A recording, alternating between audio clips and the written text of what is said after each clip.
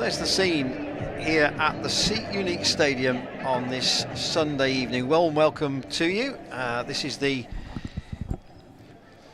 long in the diary tour fixture for New Zealand as part of their prep for the series against England and also, of course, the World Cup that follows. They've got 4 T20 games and 4 ODIs before they head off to the tournament. They played at Worcester on Friday and they're playing a very similar side here tonight. He's had a cricketing weekend. Hello, Dan Whiting, how are you? I'm all right, Ian. I'm good. If you were there just watching that picture there of all the kids lined up, and there's a shadowy grey figure around with number 1 on his back. That's not Ian Randall. It's not me. That is Alfred the Gorilla, the Gloucestershire mascot. And a warm welcome to everyone listening in from down in New Zealand as well. We hope you're well. If you want to send us a nice bottle of your Sauvignon Blanc, feel free. But we hope it's 5 in the morning out there, Dan. Well, you know, I mean, listen, that doesn't stop the Kiwis that I know. So, no, we hope you're well, and we hope you enjoy the stream. And, you know, I think your side, the cricket they're playing at the moment, is a joy to behold. So this is a really great fixture to have for Gloucestershire. Team news. I'll do Gloucestershire, shall I? Yeah, you do the Gloucestershire side first, and I'll do the Black Caps. Yeah, so it's Dominic Goodman. He's going to captain the side. Joe Phillips, young Cornish opener, 19 years old. Got a lot of runs. He got a big 80 at Cheltenham, actually. He's in the side. Tommy Borman, Will Naish, Zafar Kahar, Ahmed Syed, Ed Middleton, Josh Shaw is going to be in the side, Zaman Akhtar, Luke Charlesworth and Zaman Shafi. So it's a very young team. Young Shafi's only 16 years old, plays for the Golden Hill Club, not far from the ground here in Bristol. And there are 1, 2, 3, 4 teenagers in that Gloucestershire 11. So the New Zealand team, very similar to the side that played at Worcester, where they played 12 aside. We're playing 11 aside here, back to usual. So Chad Bowes, Tim Seifert, Rachin Ravindra, Will Young, Glenn Phillips, Dean Foxcroft, Cole McConkey, Dane Cleaver, Lockie Ferguson, who'll captain the team, Ben Lister and Ish Sodhi. So that's the New Zealand team. Yeah, warm welcome back to Bristol for Glenn Phillips as well. He's very popular here. Spent 3 years here, did he? 2 years. 2 years. And very popular guy. Kane Williamson, another Kiwi, spent some time here. Craig McMillan spent a little bit of time here as well. So, Hamish Marshall. John Bracewell. Well, so there's a good, quite a strong link. Yeah, there's a good heritage of Kiwis here at Gloucestershire County Cricket Club. And but Glenn Phillips, very popular guy, and he's more than welcome. Everyone pleased to see him on his return. I'm sure he'll get a great round of applause as he strolls to the wicket. And New Zealand have been put in by Gloucestershire. Gloucestershire have won the toss and elected to bowl first. Obviously, some of the team have been playing out in Dubai against the UAE. Tim Seifert in particular got a half century in the first of 3 T20s out there. They won the first and the third and lost the second. Will Young got a half century in the third game. Mark Chapman, who's not playing in this match, got a half centuries in the second and third matches, and there were 3 wickets for Ben Lister in the game that actually won the series. And just some domestic news for Gloucestershire supporters. Obviously today is the second playoff in the One-Day Cup, and it looks like Hampshire are going to go through. That will mean they would go to Edgbaston to play Warwickshire on Tuesday in the other semi-final. Worcestershire need 19 to win with 4 balls to go and the last pair at the wicket. So it looks from a very good position at one stage. They had 3 half centurions in a chase of 307 in 50 overs. Hampshire 306 for 9 and Aaron Donald made a century. Worcestershire are 288 for 9, needing 19 to win, as I say, with 4 balls to go, but with the last pair together. Umpires this evening, Surendiram Shanmugam, who's been here a lot recently, and Mark Newell and Dean Koska, former Glamorgan spinner, played a lot domestically, obviously, in this country, is our match referee. So it will be, in fact, Rachin Ravindra to open with Chad Bowes. Surendiram Shanmugan has been in Bristol so much this summer. Rumour has it that he's actually taken out a mortgage on a house on Neville Road. That wouldn't be a surprise. So Gloucestershire bowling-wise, probably have got 6 options they could use. Skipper Goodman, Zaman Akhtar and Josh Shaw, along with Zafar Gohar, would be the most experienced, but I would think that Luke Charles would probably get a bowl. Yeah, Ed Middleton and as Ed well. Middleton would probably get a bowl with his leg breaks. And in fact, it will be Zafar to open. Well. And if you're looking at the pictures at home, there's a shortish boundary to the Kennington Avenue side of the ground, quite a long boundary out towards the mound stand and the main scoreboard side. So Zafar, bowling from the Ashley Down Road end, will have the short leg side boundary to contend with for the right-hander. And it'll be Chad Bowes to take strike. Yeah, Chad Bowes going to take the first one. Number 30 on his back. Over 2,500 runs at 28. 11 T20 internationals under his belt. Here's Zafar. Oh, that one nearly sneaks through. Zafar likes it. I don't know if there was some bat involved there, but that was a quicker ball. First of all, seemed to Fox Bowes. Let's have a look at this again. It's going down. I think we noticed on in the last playoff game in the One Day Cup that Lancashire, who didn't play here very much, found it difficult to judge the bounce. That's drilled back to Zafar. Hampshire have won. They've beaten Worcestershire by 10 runs in that playoff, in that One Day Cup playoff. So the semi-finals: Leicestershire against Gloucestershire on Tuesday, and also Warwickshire against Hampshire. Zafar around the wicket, well bowled. Beats Bowes outside off stump. And I say, young Zaman Shafi, just 16 years old, keeping wicket for Gloucestershire today. What are you doing at 16, Neil? I wasn't playing cricket at this standard, that's for sure. I think I was doing a paper round.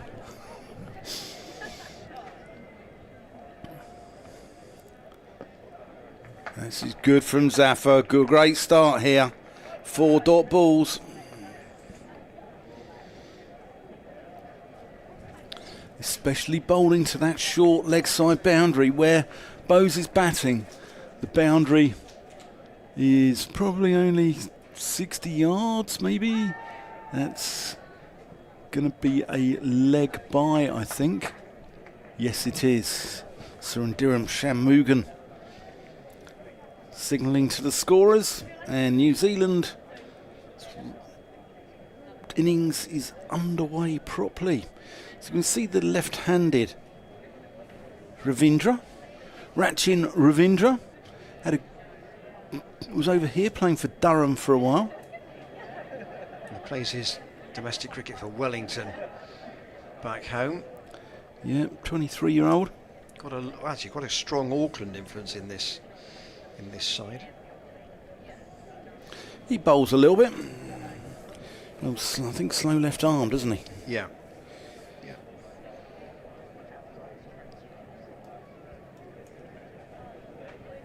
He's not had a great start to his international T20 career.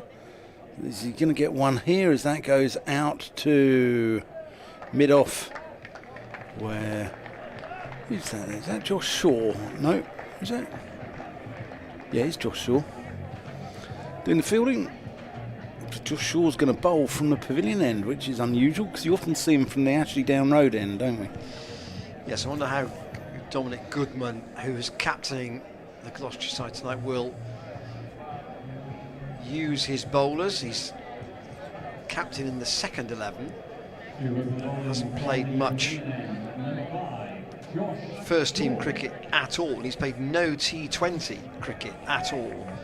at first team level. So it's just the sort of game actually which is an experience for him captaincy wise, as it is for several of these younger Gloucestershire players who've not really been involved with the first team. Yeah, Ravindra got 3 for 15 in the game at Worcestershire on Friday. So he's a good all-round cricketer. Crowd building nicely here in Bristol. He's the only left-hander in this 11 today. I've seen the likes of Chapman and Conway and Mitchell Santner in the more established side. Here is Shaw into bowl 2. Ravindra, who squeezed that away on the leg side, and he'll pick up 1 out to deep square. And I say deep square, there's a fielder 3 parts of the way out there to the boundary. That was well bowled there by Josh Shaw. And that brings Bowes on to strike for the first time. I think the crowd will be hoping that they do see a bit of Glenn Phillips with the bat today. Oh, yeah. He might have a bowl as well, that's also possible. Shaw from the pavilion end, full toss and stopped on the follow through with his boot. Oh, good footwork there from Leeds United fan Shaw. Yeah, Gloucestershire. Certainly about touch than Billy Bremner back in his heyday. Obviously, as we've mentioned, into the One Day Cup semi-final on Tuesday, and then depending on what happens there, they've got 3 4-day games to complete their championship season, but possibly a one-day final in there as well. Shaw is punched out through the offside, but again there's the sweeper on the point boundary, so Bowes will only pick up 1. Just looking at those scores, and obviously this is playing in England, not playing in Dubai, but the 3 matches in Dubai, New Zealand batted first each time. 155, 142, 166, the 3 scores, so all very similar. Okay, reasonable, yeah. And they'd definitely be in the game with that sort of score here against this young Gloucestershire team. Short, well, that's a wide, long way outside the off stump, taken by young Zaman Shafi. Made 46 not out for Gloucestershire seconds last month in a match against Kent. In fact, in that same game, Ahmed Syed made 41, so a couple of the youngsters getting runs. Yeah, no, very good in that match. Very good, fantastic to see. Ahmed's only 18. Shaw coming round the wicket, and it's skewed off the outside half of the bat. And a good diving stop. Zafar is at short third man, really. That's on the edge of the circle. I'll get 1. 5 for no wicket New Zealand in this tour match here at the Seat Unique Stadium. Around about 4,000 expected tonight. Obviously it's a bank holiday tomorrow, so there's Ahmed Syed there with the stop down the corner.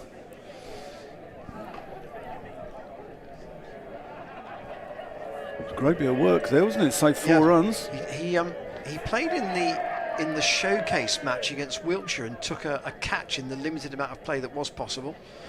That's pulled into the gap on the leg side. That will be 4. There's no one at deep mid-wicket. And that's a good shot from Chad Bowes, quickly onto it. And with only 2 men out, nothing that Zaman Akhtar could do, and it raced away to the mid-wicket boundary. Here's a second look at it. Joshua trying to bowl the ball so it followed the batsman, but Bowes was, in a sense, anticipating that, I think. Yeah, Josh Shaw and Zafar are the 2 experienced heads in this side, aren't they? Those 2 probably actually almost ahead of anybody else, even the likes of Goodman and Zaman Akhtar. Shaw once more. Again, that's hit down the ground past Goodman. That will be 4 more. That wasn't a million miles away from Goodman there, though. He's a tall man, but it's probably 3 or 4 paces to his right, and hit hard by Bowes. So New Zealand, after 2 overs are 14 without loss. Bose has 9 and Ravindra has 3. Dominic Goodman given a new contract, wasn't he? New deal the other week. Fantastic to see. I've got a lot of time for him. He's the politest lad I know as well. He's even politer than the Prices. In the Gloucestershire team, that is quite a challenge. Yeah, he is politer than the Prices. That is saying something. So here is the captain. And for the first time. In red ball cricket, he tends to be a back of a length type bowler. Because of his height, he just get the bounce. Interesting to see with a white ball. Appreciate it's a ball that's only been used for 1 over. What sort of length he tries to bowl here? Yeah. Here he comes in past umpire Shanmugam. Oh, that's going to go away for runs. Is it runs? It is runs. I think that's off the cue end of the bat there. It was going quite a way outside the off stump and went even further away once Ravindra had got something on it. It was sired on the chase down towards the third man boundary. So now Bose has got this short leg side, hasn't he? Ooh, Bose has got a bottom edge on that. Just a little bit of slowness in the wicket. It's the 3rd time this wicket's been used. They used it for the game against Somerset. They used it for the game against Lancashire here, the quarter-final, which, I don't know if you're aware, Ian, but Gloucestershire won that. They're in the semi-final. So that's 2 one-day games, 2 50-over games that's been used for. Yeah. But we noticed there was a little bit of wear and tear for Lancashire. So this is the 3rd time it's been used. And we wonder if it might stick in the wicket a little bit. There, that's over the top. That's going to be 4 runs there for Chad Bose. That was almost a tennis shot, wasn't it? It was a slow bouncer, but look how he's waited for it. Yeah, it's 15 love. Chad Bose got the same number on his back as his age. Ian Randall does the same thing. He's got 103 on his back here. And look how deep in his crease Bose is too. Yeah. Bang, he's got hold of that one. No, it's got out. It's out. Goodman strikes. Caught D mid-wicket. I thought that was going over the flats when he hit that. I think that's Luke Charlesworth out there. But a wicket for Goodman. I think it's Naish, actually. It's Will Naish. Yeah, good catch. Made it look easy, didn't he? Made it look really comfortable.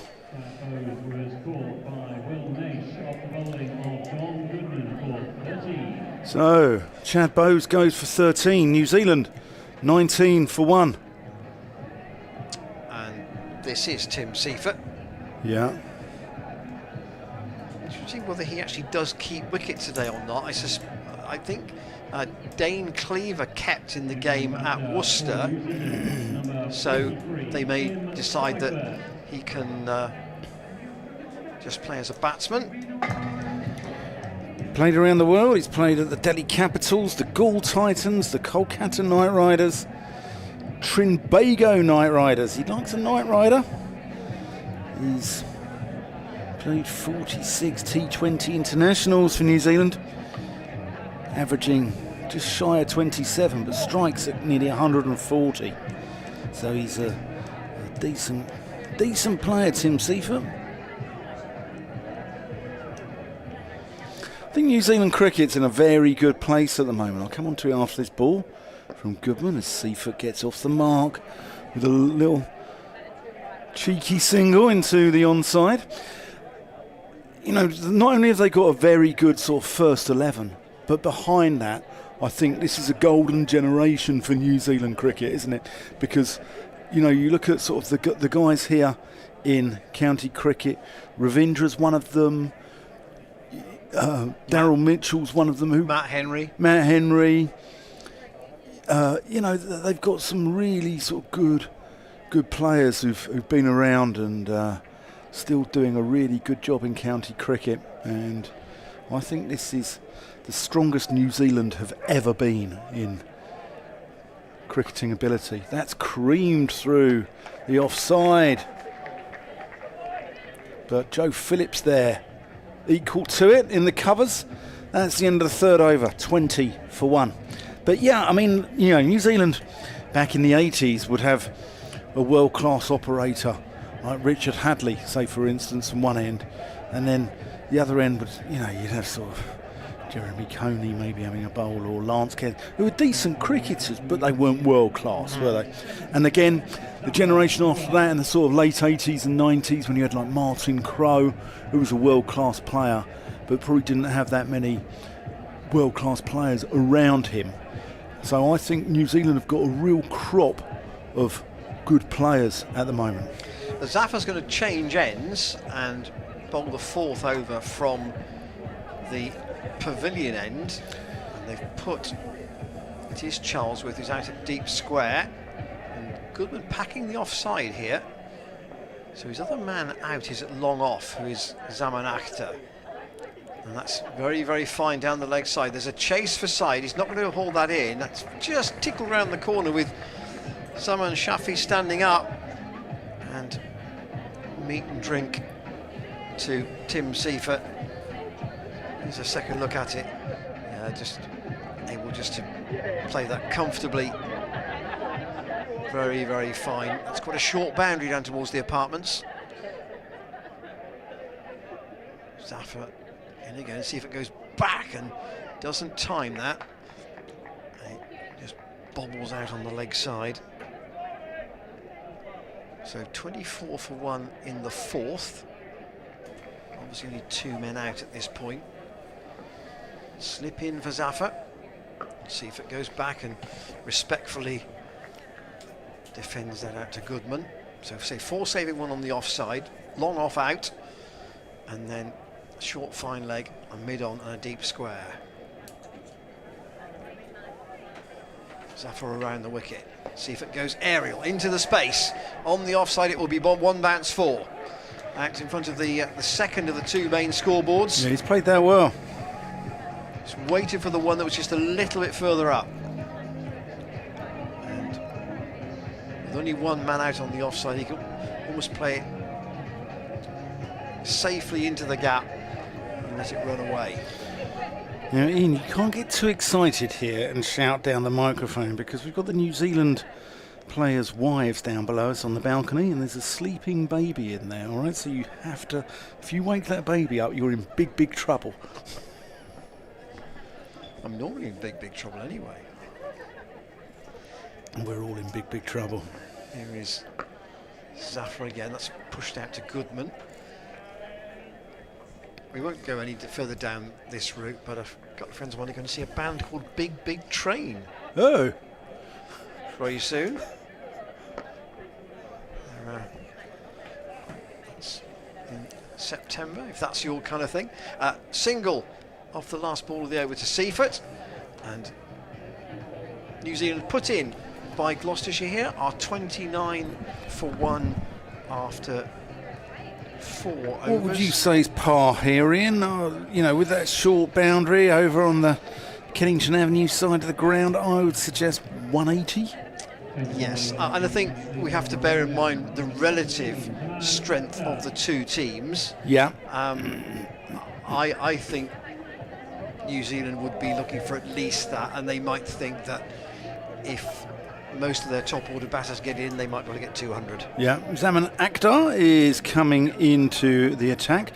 Drop us a line, by the way. We don't normally do it in T20 cricket, but we'd love to hear from any of you in New Zealand. If you're listening in, we have an email. There we go. There's our email address. Drop us a line. Ian Randall's the good-looking one there. Zaman Akhtar in as Seifert just plays that into the onside. So I've got a quiz question for you, Dan. Go on. When was the last time there were 2 Zamans in a Gloucestershire 11? Well, wow. Yes. Never. There it is. There's our email address. Is this New Zealand's golden generation? We'd like to know.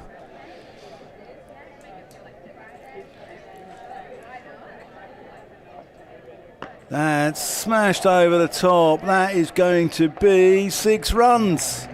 Seifert Didn't quite get onto the first level of the apartments, No. but still a clean hit. Yeah, we saw some big hitting down there on Friday in the quarter-final of the Metro Bank One Day Cup, didn't we? It was... That's the shorter of the two straight boundaries. That's the end we normally commentate from there in T20 cricket, or one-day cricket in general, don't we? We move down there, in this side of, during the T20 tournament. As Akda comes in, that's going to be 6 more into the car park. Yeah, and I'm glad we weren't there on Friday, because the ball would have been, you'd have had to stretch out over the front to save your laptop there when Miles Hammond plonked one onto the balcony. There was one that literally would have gone right into our commentary box, very nearly. But 41 for 1 with 2 maximums in this over. Yeah, Seifert enjoying himself here.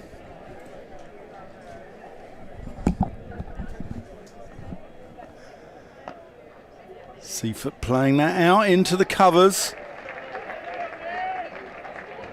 Is that Josh Shaw or Goodman? Don Goodman. Goodman there, great stop. Athletic man, belying his 6'7" frame. He's probably the only person in the Gloucestershire side who could look Carl Jameson in the eye and say... He had a good game the other day, didn't he? He's back. And not playing in this game. Zaman here has only got just a deep point and a deep cover out. Oh, it's just off the glove there. Mike has been in touch on the email, said about me doing the International Blind Games, World Blind Games, disability matches, and now this one, very busy.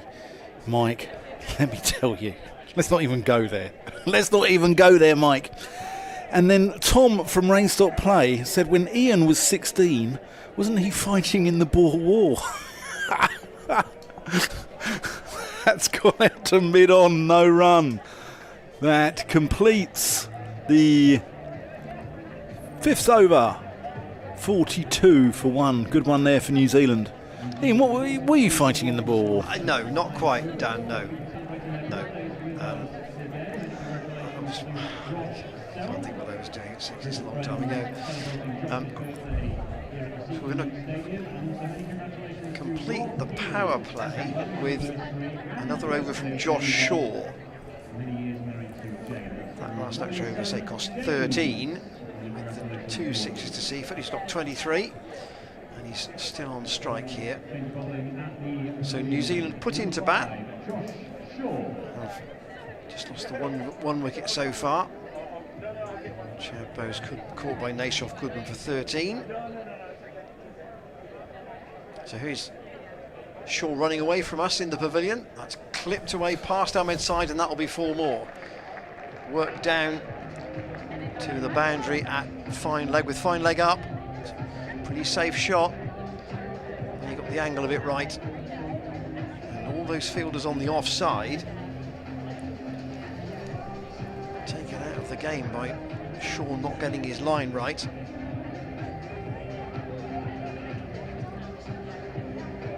He's got 4 saving 1 on the offside. Will Nash just doing a little bit of limbering up. So there'll be a slight change in the order. Putting long on back. Zafaka has gone back onto the boundary.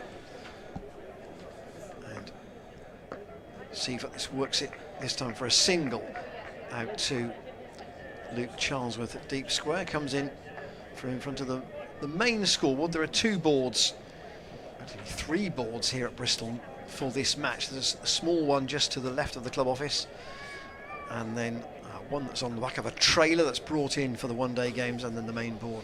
We've got some company in the box, haven't we, Ian? Stand. We've got some company in the box. Yeah, Mark Thorburn is in the box. And his young lad. And normally we've got them running along fetching coffees by now. We're work experienced lads. Shaw around the wicket, and Ravindra pulls that. Oh, it's gone past the dive of Ed Middleton, and it's gone all the way for 4. He would have hoped to have stopped that at mid-wicket, but it's not far from the edge of the circle where he is.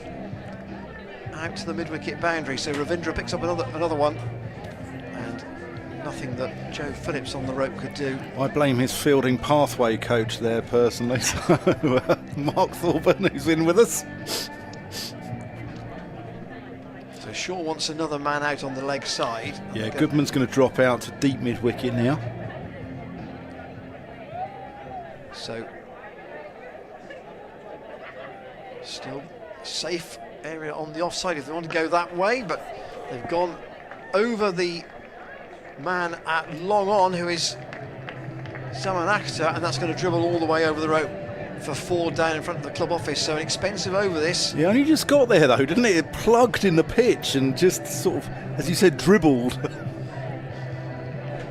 Josh Shaw going back into the attack to bowl the last over of the power play. And he's gone for 25 now in his second over. Ravindra waits again. That's a better direction, and he'll just nudge a single out onto the leg side. And they'll keep New Zealand down to the 1 run. Phillips coming in off the rope. General consensus is it is about 180, the par score. As you said, Ian, New Zealand might want a few more than that with their star-studded lineup, and if Glenn Phillips gets going, you never know.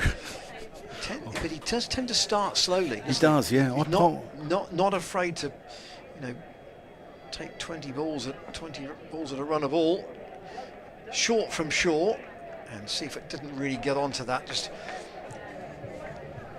off the glove, round the corner, down the leg side. So 56 for 1 at the end of the power play. I say Shaw has bowled 2 overs for 26. I knew Glenn Phillips was coming here, Ian, so I parked my car right at the very back of the car park. It's prudent to do these things when Glenn Phillips is in town. My car's behind the apartments, just. So's mine, oh, right, okay, but right at the very end of the car park. I'd preferably like a windscreen in place on my drive home tonight. So, power play over. Zafar Gahar's coming back. So this will be his 3rd over. He's bowled 2 overs for 10 at the moment. And how will Ravindra play him, I wonder, with the short offside boundary and 2 men out on the leg side? Yeah, he's got a deep mid-wicket and a deep square leg here. As he picks out the mid-wicket. That got a horrible kick off one of the ends there. Bit of an untidy throw into Zaman Shafi as well.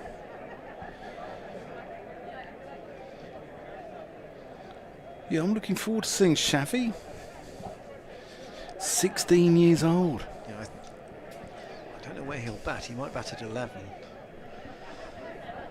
Where does he bat, Mark?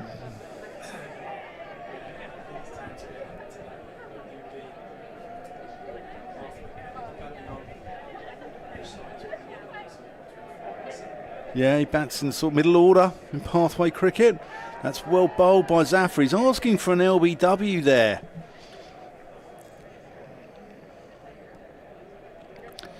He's definitely a star of the future, though, isn't he? Yeah. Natural sort of wicket keeper as opposed to a batter who sort of can don the gloves. He's a proper sort of genuine gloveman. Yeah, just confirmed there by Mark Thorburn. Zafar just straying onto the legs there of Seaford, who plays that one out to long on for a single.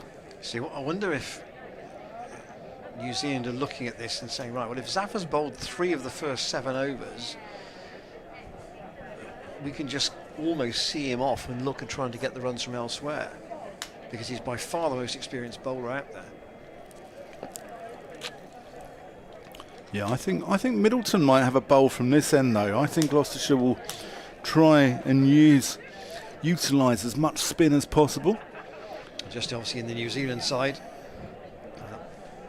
Ish Sodhi, Cole McConkey can bowl off some off spin.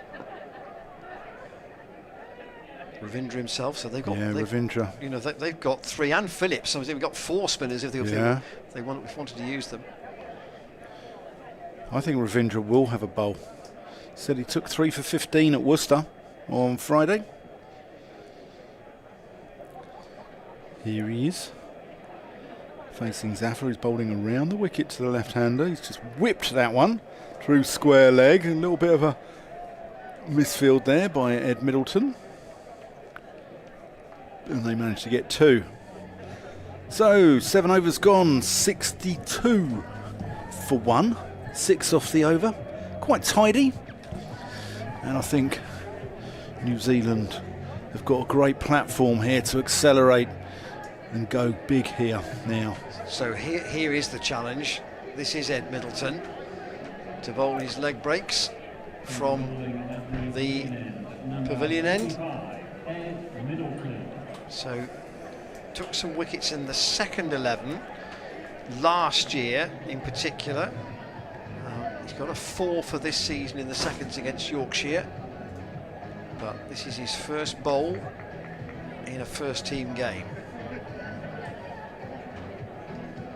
He's got obviously now the protection of having 5 men out. Long on, long off, 2 on the leg side, and a deep cover.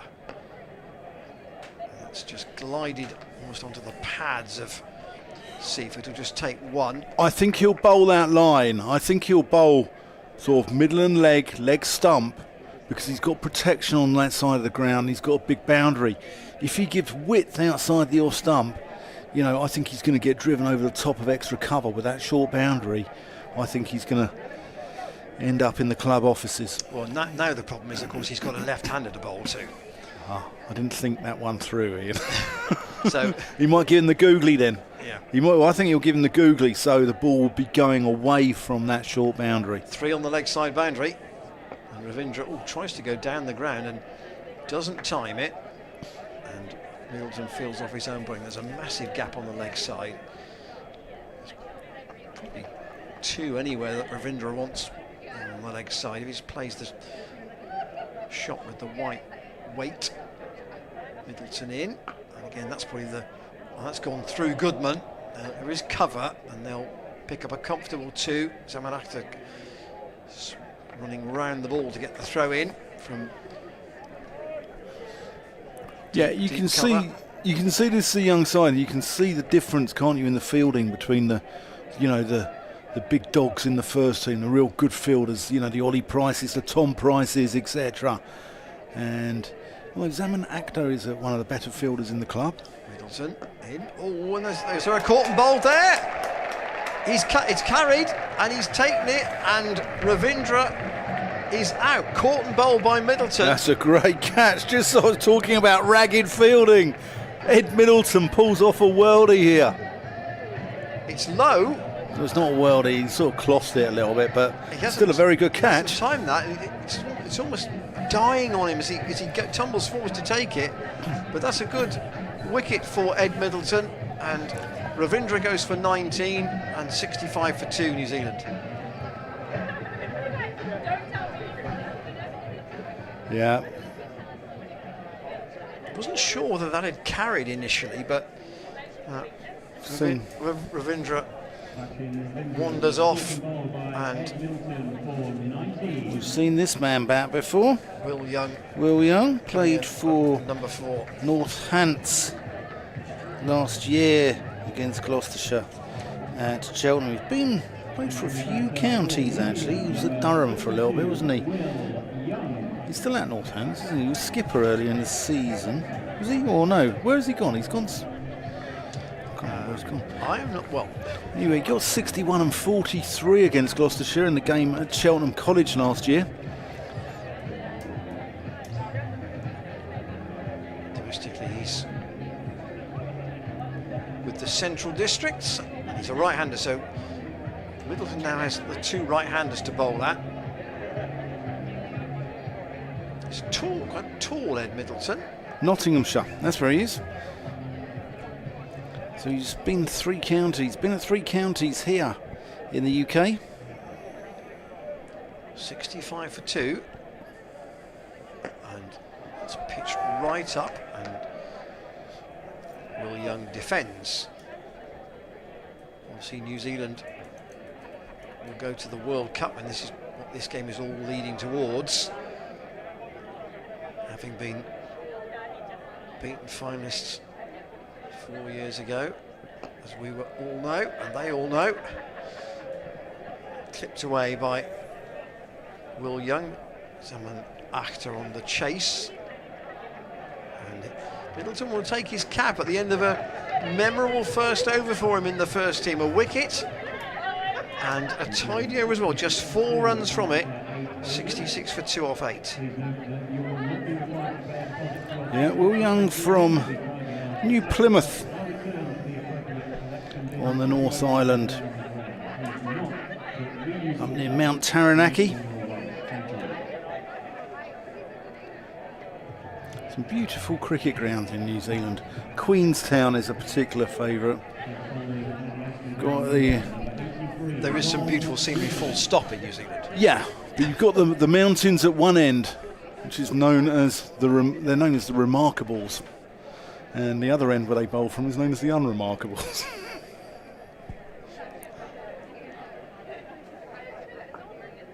That is just played down into the ground for a single. Dominic Goodman brings himself back on. Gloucestershire have done this regularly in T20 cricket. They have an over, change it about, have an over, change it about.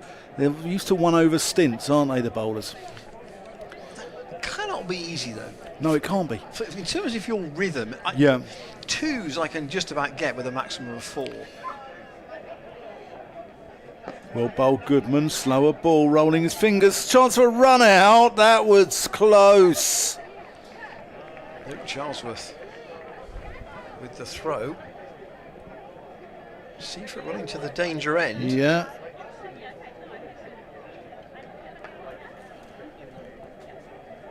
Some of the Gloucestershire players doing some fielding drills, trying to hit one stump before the match started. And some of them were doing it too. Goodman short and wide. Only going to get 1 there. Zafar Gahar doing the fielding out in the covers. Again, that struck me as a slower ball bouncer. Yeah. Goodman just varying his pace, he's a bright lad. Exeter University. Chesham lad from Amersham, isn't he? Originally, Dominic Goodman went to Clifton College. Again, rolls his fingers. Zafar takes the catch. That is intelligent bowling from Dominic Goodman there. Bowls the off cutter. Again, takes the pace off. Fox's Seifert, who chips it to Zafar Gahar, and he goes for 32.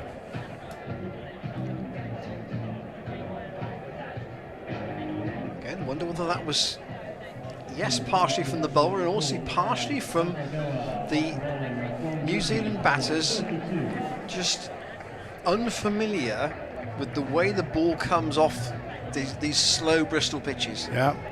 And warm round of applause here. Glenn Phillips. He'll know. Yeah, he's coming to the crease. Gets a warm round of applause.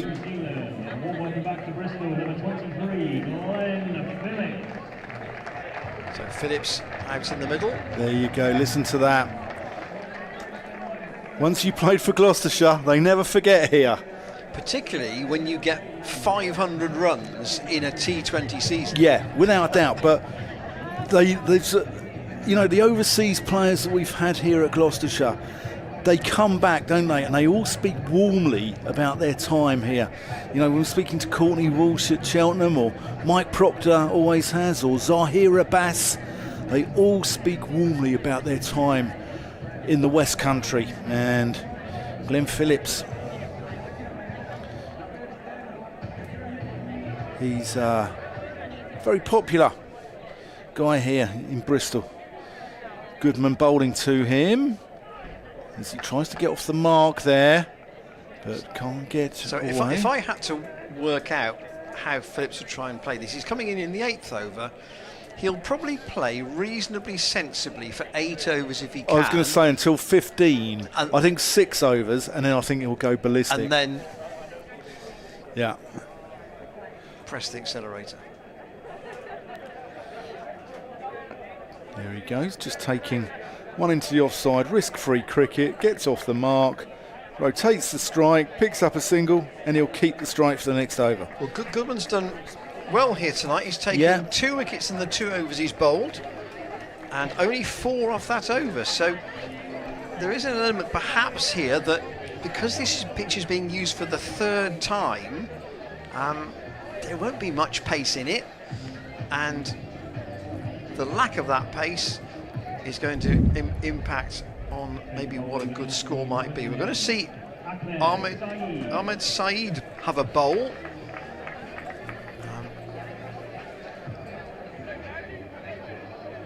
18-year-old? Yeah, a little left arm, I want to say cutters. He's not. The implication we had was that he's obviously not going to bowl anything particularly quick. In fact, it looks like he's going to bowl some slow left arm here. Yeah, he got a 5 for, didn't he, against in a second team, or 4 for in a second team game? No, 5 for in a second team. Yeah. That was against Yorkshire. So here he is. Around the wicket. Oh, that's well bowled. That's straightened a bit too. Phillips would have his eyes lit up at that. So Phillips himself may have a bowl later on. It could be an evening for the spinners actually. So he's got the protection of 3 out on the leg side. Ahmed Saeed. That's a bit short. It's pulled into the big gap there, and it's just out of the reach of a chasing and tumbling Will Naish. And it's going to go all the way for 4. Loads of emails, some from New Zealand. Kia ora! Watching while coming to the end of an overnight work shift in New Zealand, hoping to see runs from the top order. I reckon New Zealand are coming to the end of the golden era that peaked with a Test Championship win. First choice seamers are getting older, and there's not a great amount of talent coming through in the bowling stocks, although the batting is looking strong. He's enjoying the commentary. That's Flynn down in New Zealand. Good to hear from you, mate. Syed tries a little, almost like an in-ducker that the umpire Mark Newell has judged a wide going down the leg side. Well taken by Zaman Shafi, actually. Dan from Auckland's been in touch. Good day, fellas. You know it's a golden generation for New Zealand cricket when both the captain and the coach of England Test side are Kiwis. Good point.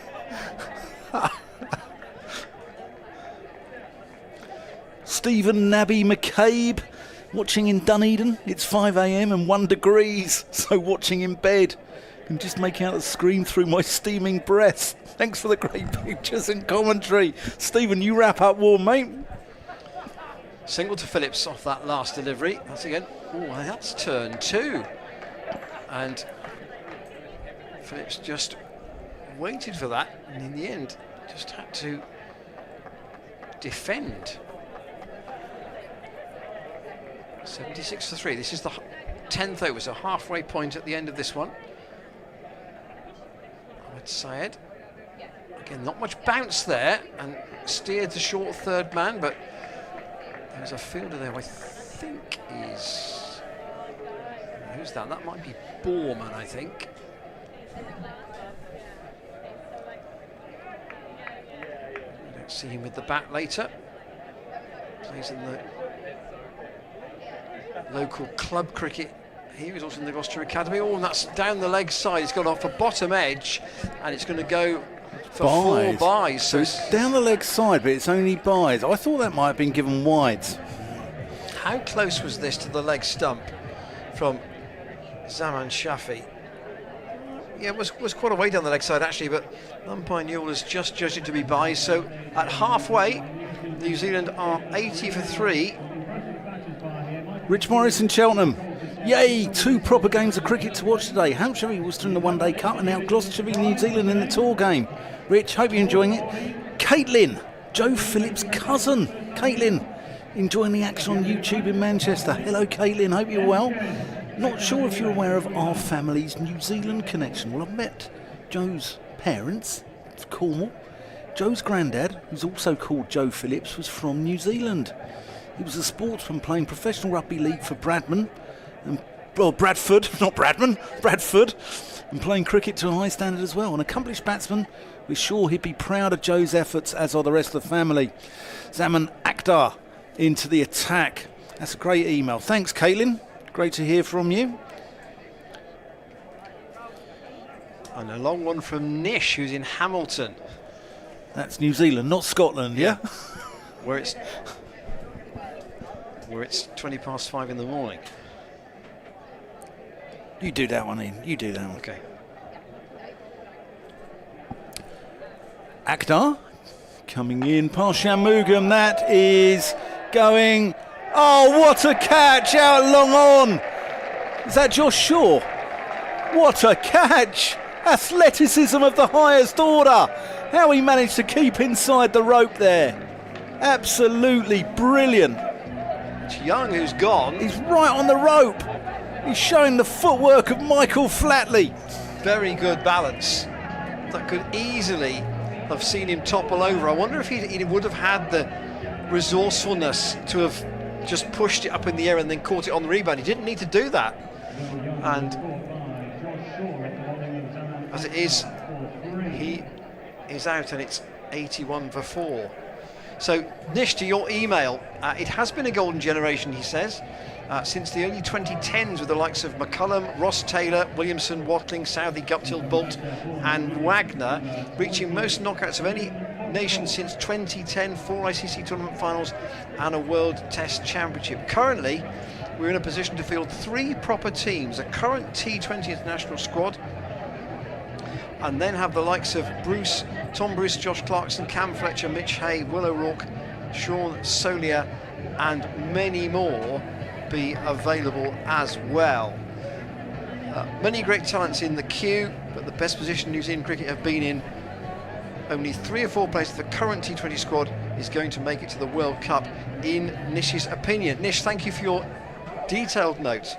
Appreciate you being with us at crack of dawn in the morning. Some great emails there from New Zealand. If you are just waking up in New Zealand, by the way, here's Zaman Akhtar bowling to Foxcroft. The thing is, it's Monday morning out. Is it a bank holiday in New Zealand on Monday? Do you know? I don't know, I don't think it is. But if you are waking up, right, just don't bother going into work, right? Just take a sickie, all right? Stick with us on here, watching Gloucestershire v New Zealand. You could probably go in a little bit late. Yeah, but I mean, just take a sickie. Just say you've had a dodgy curry the night before or whatever. You stick with us. Oh, that's well bowled. Dan Whiting and Ian Randall on the commentary here, ruining the gross domestic product of New Zealand and the output. Yeah. And that is Dean Foxcroft, who's come in at number 6. But doesn't it sound very tempting just to call in sick and you stick with us on the commentary, watching New Zealand v Gloucestershire from Bristol? Akhtar in, short and wide, and just punched through the covers there by Foxcroft, 25-year-old.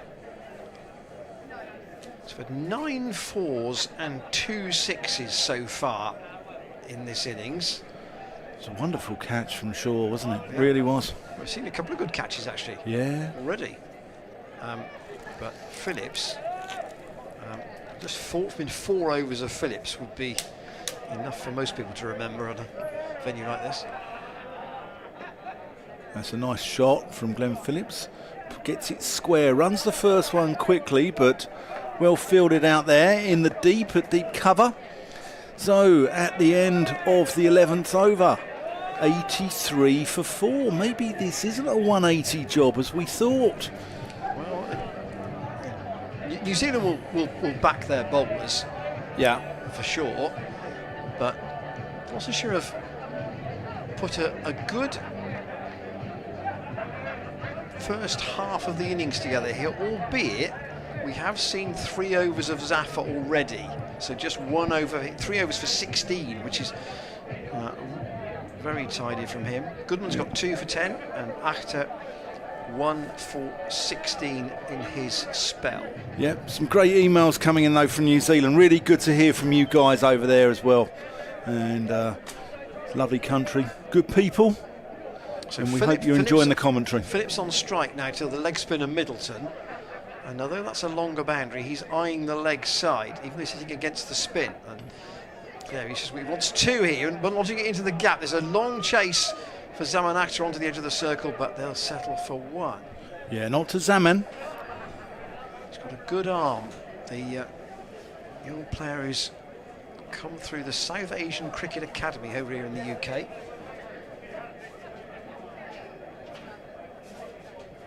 Ed Middleton was at the Oxford UCCE. Again, another leg break.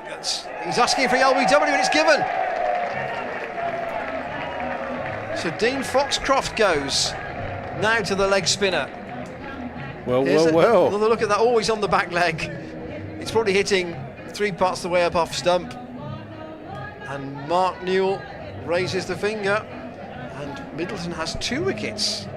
This is a really spirited effort from a young Gloucestershire side here. Yeah, no, maybe a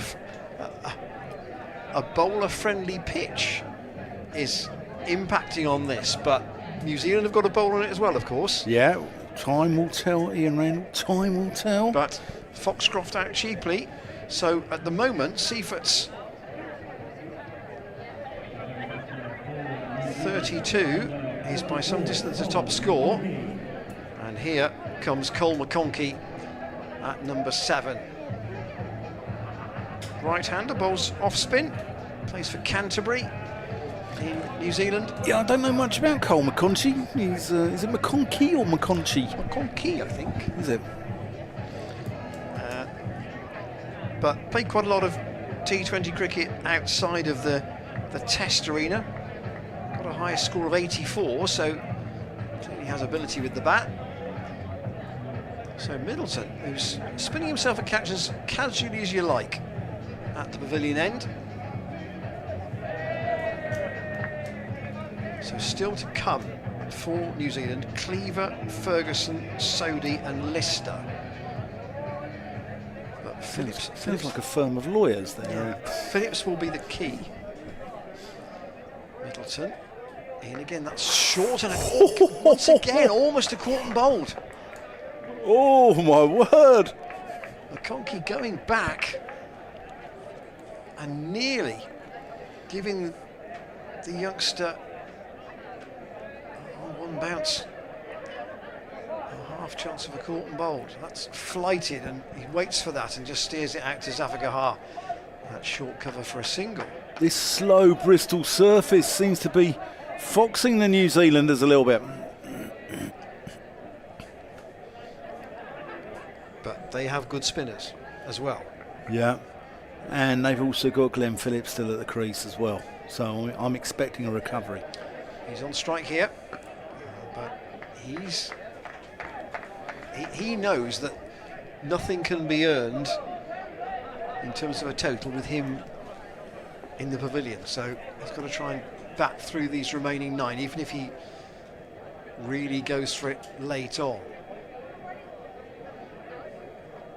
That's swept, and that'll be 4, or pulled really, to be more accurate. Luke Charlesworth can't reach that, and it goes away for 4, just in front of the block of apartments closest to the scoreboard, on the far side of the ground from our commentary position. That was down the leg side. It was a gimme really to Phillips. It's a shame because he'd only gone for 2 off that over and picked up a wicket as well, so... But 89 for 5 off 12. I mean, that's still more than 7 and over, I get that. But for Gloucestershire to have taken 5 wickets at this stage will be, I would think, above where they would have expected to have been. Heartening is the word, I think. Yeah. Heartening, yes. So Zafar's going to bowl his last over. So at the moment, Goodman 2 overs 2 for 10. Akhtar 2 overs 1 for 16. Middleton has taken 2 for 10 in 2 overs. Sides over only cost 6. Just Josh Shaw really, who's been expensive. Yep, keep your emails coming. We'd love to hear from you, especially those of you in New Zealand as well. Hope you're enjoying the game. We'll stick our email address up after this ball from Zafar Gahar. Swept away there from McConkey. He's got that quite fine. He's going to get 2 at least. Yeah, there it is. Joe Phillips doing the fielding, not Glenn Phillips. He's batting for New Zealand. There's our email address. Drop us a line. Hope you're well. Wrap up warm if you're in New Zealand, but it's probably nice to get a bit of cricket. If it's 1 degree outside, you can dream of the impending summer coming. So that's just chopped away there from McConkey. He's going to get one. Goes out to deep cover and they settle for one. We had a conversation just quickly on favourite players' breakfasts during the game here on Friday. If it's 1 degree in New Zealand, it's a porridge morning. Oh, without doubt. But it's nice, isn't it? You know, I've watched cricket from the Southern Hemisphere, watched cricket in New Zealand or whatever, when it's been minus back here and you're thinking, there's a dot ball there, as Glenn Phillips just plays empty offside. As you know, it gives you hope that the cricket season's just around the corner, doesn't it? Yeah, whereas for us, here in the UK, we've got a month left. Yeah, you've ruined my night now, Ian. Sorry. You've ruined my night. Oh, that's well played there by Phillips. Good dive, though. Watch how Phillips runs the first one. It's a good dive there by Luke Charlesworth. Takes some of the sting out of that. He runs the first one really quickly.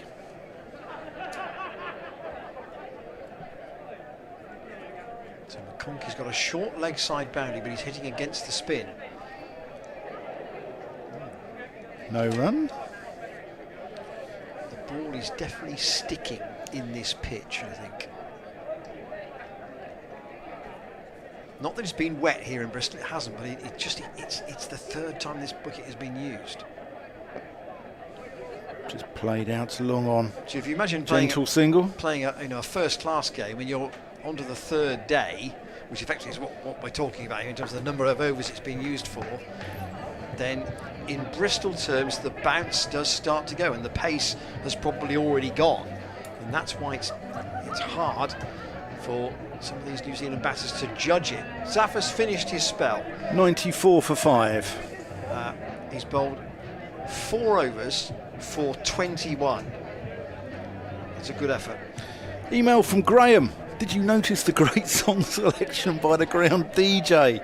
Playing Leave Right Now, sung by Will Young to accompany his namesake off the field. Great catch by Shaw. Ahmed Syed is back into the attack, bowled his second over from the pavilion end. McConkey on strike.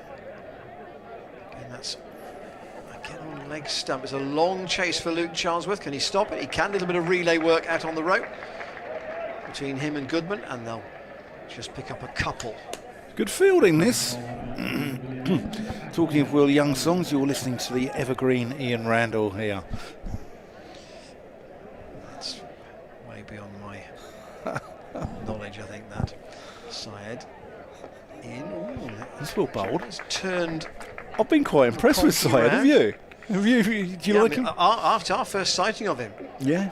So he did play in the warm-up game against Wiltshire for the one-day cup, but Gloucestershire were in the field for about an hour and a half that day.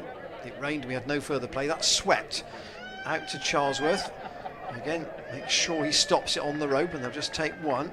So McConkey up to 8. Talking of Charlesworth, I saw Ben Charlesworth having a run around the ground on Friday. He looks like he's about to return from his injury. Yeah, I would have thought that's got to be aimed at the Championship cricket. Yeah, the 4-day stuff in September. I think we might see him back. Syed around the wicket again. That's quite short. Just pushes that through a little quicker there, doesn't he? And Phillips only get one. Again, there's a chase from Charlesworth, who's attracting the ball like a magnet at the moment. And if you are with us this evening, don't forget, of course, Gloucestershire have this semi-final on Tuesday, and it's a 2 o'clock start at Grace Road, and the stream will be available on the club website. Commentary from Ed Seaborn, our friend from the BBC, and Richard Ray from Radio Leicester. Yeah, I'll be there, but only as a fan. I'm going purely as a fan. And I would like to go as a fan, but I'm Yeah. unable to do so. Yeah. 99 for 5 in the 14th. 6 overs to go after this. I still think Phillips is going to wait, you know. Yeah. 15 he's got at the moment. Yeah, he's just look how tickling- quickly he runs that first one tickling there. that into the leg side. He won't get more than one. And Ahmed Syed, even though this is his It's the 100 up. first professional appearance for Gloucestershire in a really meaningful game. Still applauding his teammates in the field. 100 for 5, New Zealand. Yep. After 14, 6 overs to go. And enjoying the game now. They've used 6 bowlers. Zafar has bowled through. So I think Josh Shaw might be used at the end, but Dom Goodman can shuffle round the remaining 5. He's got the flexibility to do so. Yes, he can. We've got James Healy, who brings you the pictures and does a fantastic job. We've got his family here. They are there enjoying themselves. Blonde-haired lady in the front row, I think. That's massive.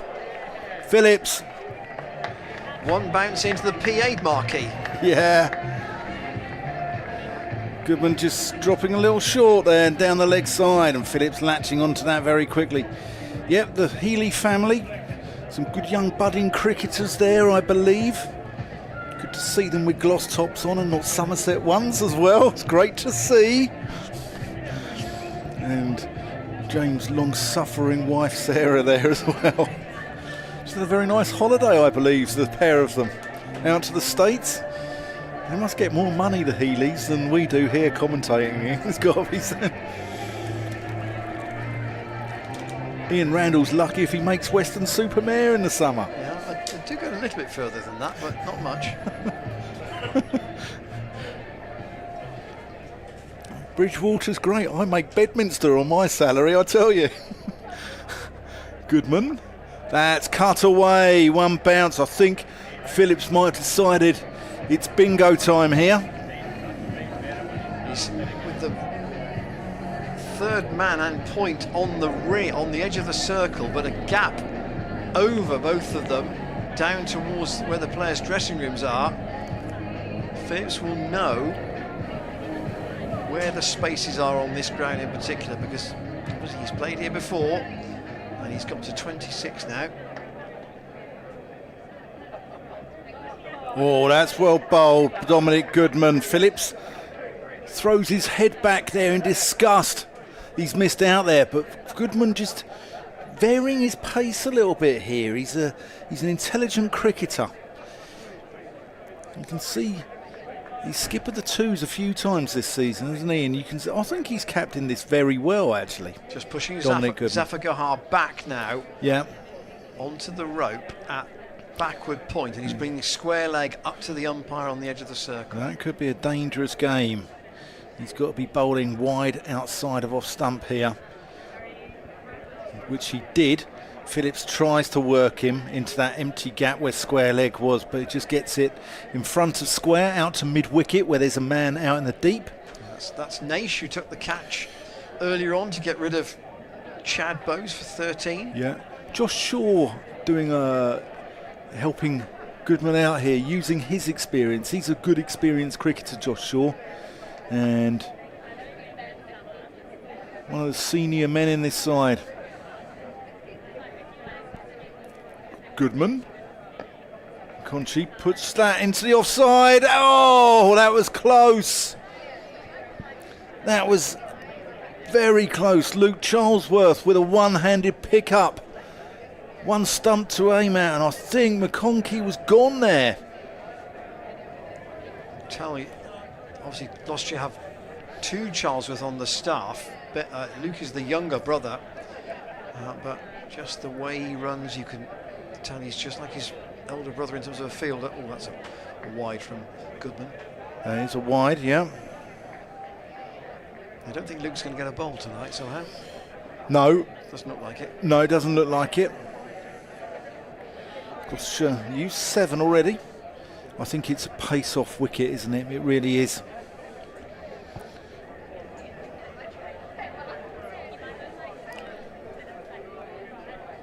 That's played down the ground. Is that Middleton out there? So it's 6. I've written Zaman Actor down twice on my scorecard. I'm going mad, Ian Randall. I've done too much cricket. I have done too much cricket this weekend. Yeah, and 114 for 5 after 15 Phillips 28, McConkey 10. And just to explain, so Dan did commentary here on Friday in the win over Lancashire in the One Day Cup. I stayed in the West Country and then woke up at 6 in the morning to drive to Edgbaston in Birmingham for the World Blind Games. That was yesterday. I saw 2 very good games of cricket there. It's fantastic to see. It's really quite a humbling experience actually watching those guys play, and it's wonderful. It really is. Here's Aman Syed from the pavilion end to start the 16th over. Oh, and Phillips tries to crash that way through the offside and doesn't get it. And this is Dan's second game today. Yeah, I did the Disability Premier League, which is taking place now all around the country. It's on a tour around the country, and I was down in Surrey this morning and up till this afternoon. Jared Warner, the Gloucestershire player, he's involved in that. Syed down the leg side. That's an aerial. That's gone a long, long way from Phillips, away over deep square, and just misses the wicket covers and bounces into the picket fence around. Wowzers, that's massive. That's gone a long way. He's waited for that. Syed's angry with himself, the length he's bowled there, but Phillips has just picked it up, hit it clean as a whistle. That is huge. 20 for 5. Yeah, and then I hot-footed it over to Bristol because I didn't want to miss this one. Phillips to 34. This is where he can make a difference. Side to bowl to him. That's a better length. He's only going to get one there. Side's going to follow round from round the wicket angle and field it himself. Not exactly on his follow through. There's a bit of a chase involved. So McConkey's line here is just to give Phillips the strike. That's all he needs to do. Side again. McConkey sweeps or paddles that down to deep square.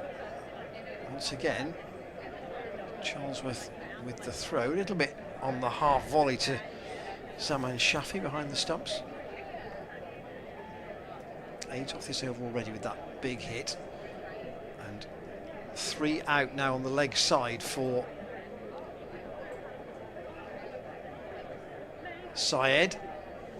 That's a good line though, nothing Phillips can do about that. He wanted to force it away on the leg side. The bounce just meant he couldn't do it. Just the right length. Ahmed Syed, only 18 years old, so quite an experience this. That's fired in a bit, and Phillips wants 2. Whether he'll get 2 is another matter. Out to deep square, and Zaman Akhtar onto it quickly. He's quick, and he'll just have to be content with 1, but he'll keep the strike. That's a decent over, 9 off it, and 123 for 5 with 4 overs to go. We've had a well-meaning email from George Meanwell. He's in Toronto. Hi George, hope you're well. Thanks for your commentary and thanks to the club for putting the match on YouTube. George, we're here every game, mate. We're here every game. Tune in. Come and watch the glorious Gloss. And Nathan, I think he's a Charlesworth. I think, judging by that email, he must be. Yeah. My brothers are Ben and Luke, he says. Yeah. Hope you're well, mate. Hope you're well. He's I know Graham Charlesworth quite well. He's watching in London. And proud to see Luke playing today. Bittersweet though, his brother Ben injured, but as I said, we saw him running the other day. Yeah. Take nothing away from Luke, because he deserves all he is getting. Great work ethic and all the skills to match as well, which he is. Josh Shaw back into the attack. Good Yorker outside off stump. Kicks us off. We've had more emails, Ian, as well. Do you want to go through those? That's not on that particular link, so I'll go to the other one. Hugh Middleton says, it's a pleasure watching my cousin Ed ripping through the Kiwi batting order. He deserves a place in the team following his recent performances in the second 11, coming back from injury. Hopefully a bright future ahead. He says, my sister declined going to the game tonight in favour of going to a rave in Essex. Terrible choice. That's just drilled down the ground from Phillips. Well bowled again from Shaw, though. There's only one there, bowled into his field. Well, Ian Brandle was nearly going to go to that rave in Essex. He came very close, but he decided to come here to Gloucestershire versus New Zealand. But thanks for your email, Hugh. Great to hear from you, mate. And I agree with you, Ed has been superb tonight. And I interviewed him the other week at Cheltenham as well, and he's a great guy. And there's an email too from a friend James, who says Morena. I think that's how you pronounce it. It says good morning. That's in Maori. He's in Wanaka in the South Island. Be careful how you say that, Ian. Oh, bowled him, sure, with a slower ball Yorker, foxing McConkey, and bowls him for 11. New Zealand 124 for 6. And it's all about Phillips from here. Certainly is. You feel? Clever bowling from Josh Shaw. He's been a real, good experienced pro out there tonight. Anyway, what did James from Wanaka say? It's near to Queenstown, in the South Island. It's currently -4 outside, and it was snowing last night. Oh, no. Just hoping that, he says, the Black Caps bring the World Cup home this year. It's long due after a few close ones, including the controversial boundary count, obviously 4 years ago. The All Blacks better bring home the Rugby World Cup too. Hope your boys are doing well. Take care. James, thank you for your... What did he say there? Ngumi. Yeah, that's obviously Maori for take care, I would think. Great to hear from you, mate. Hope it warms up. And I don't think anyone would... be massively displeased if New Zealand did win the Cricket World Cup, because they have come so close, haven't they? So, I wouldn't be too upset if New Zealand won. I think the South Africans would be pretty disappointed if New Zealand won the Rugby World Cup, mind you. They beat them the other night, didn't they? They did. Dane Cleaver's come in at number 8. What was the score? Because they was about 20-0 up, I think, the South Africans. 35-7, I think it was. Ooh. We won't mention that. Don't mention that, Ian. I think you got away with that. One there to Cleaver straight away. We expect he'll keep wicket tonight. That's our information. Obviously, Seifert can. Some wonderful emails coming through, and great to hear you guys in New Zealand, but we do hope it warms up. It sounds a bit miserable out there, doesn't it? 3 overs left after this. Shaw bustling in. Good. Full ball there. Phillips can only get it down the ground for 1. Josh Shaw really bowling to his field. Just gone for 3 runs this over with a wicket as well. I don't know the answer to this question, right? Okay, here we go. Here we go. Go on. But would the pitches in Dubai be slow like this? They can be.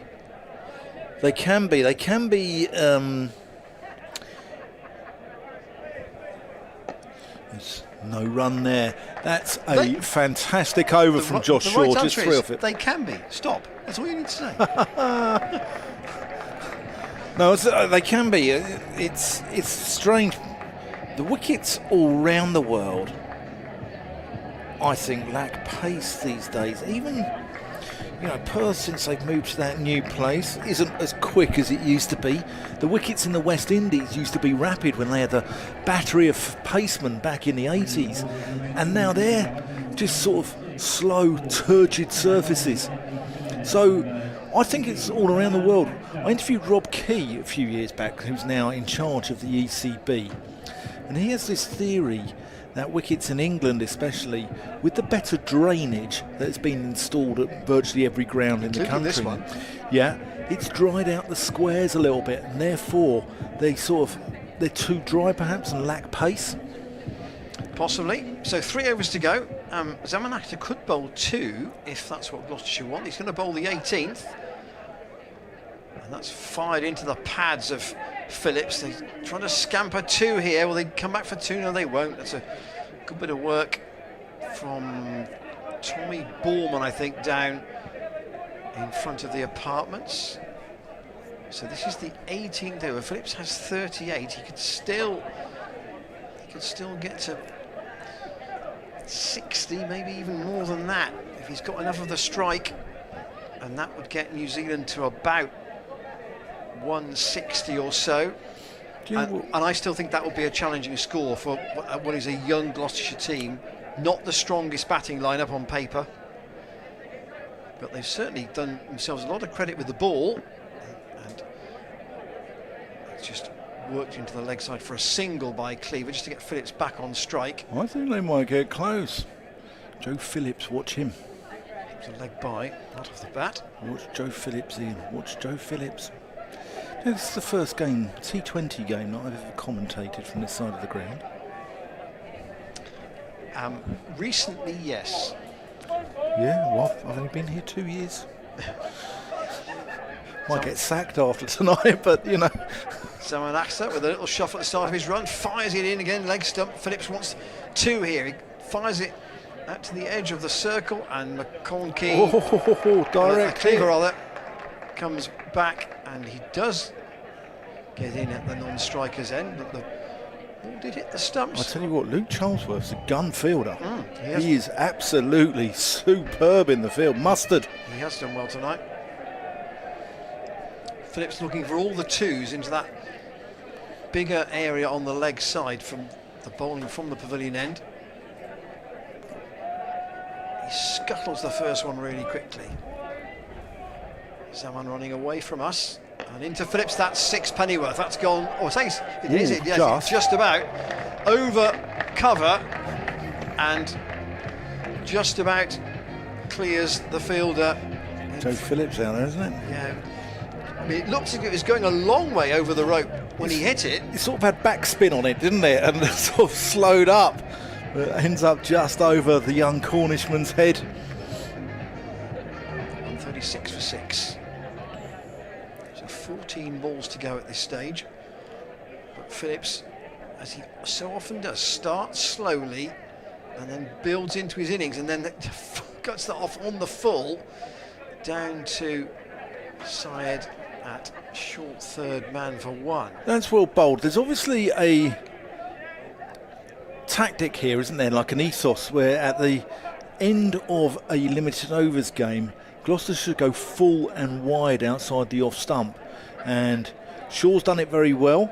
Actor's doing it here. Tom Price has been doing it in the 50 over game as well.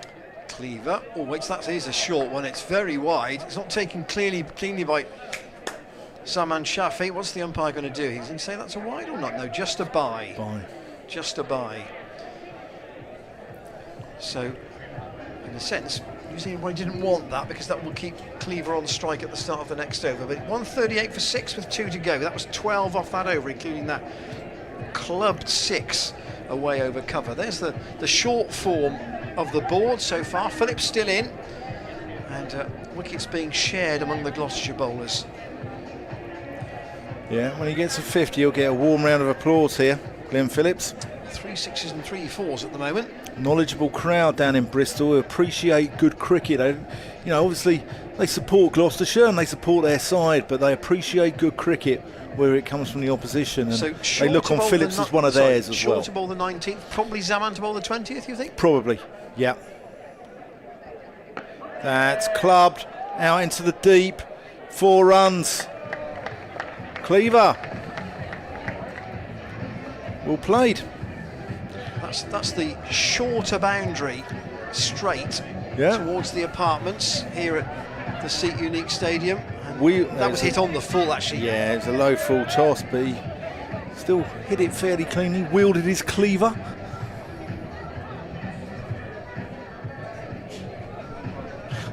I'll get my coat, shall I? Yeah. Shall I get my coat? Yeah. Don't wait, go now. Yeah, all right, I'm off. Shaw into Cleaver, who has a big swing. He's going to get just the one here. Get Phillips on to strike.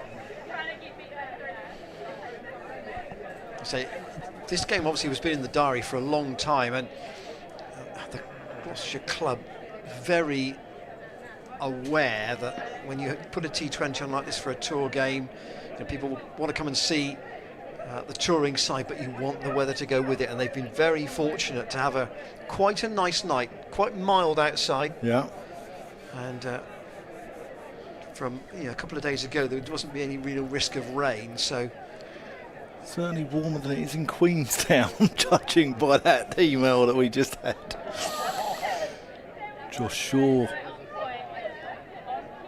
Into Phillips, who gets that one down the ground, only to long on, just for a single.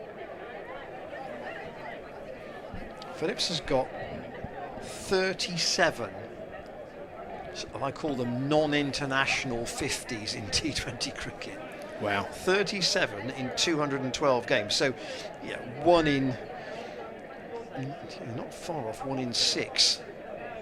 You still talk with reverence, don't you, about that diving catch of his at Cheltenham, Ian? He's sure. And that's ramped over short, fine leg. Oh, that's great fielding there. Ahmed Syed keeps that down to just 2. Brilliant stuff. These young pups of Gloucestershire, they're throwing themselves about the field here, really making the most of their chance in the first team, and I think it's wonderful to see.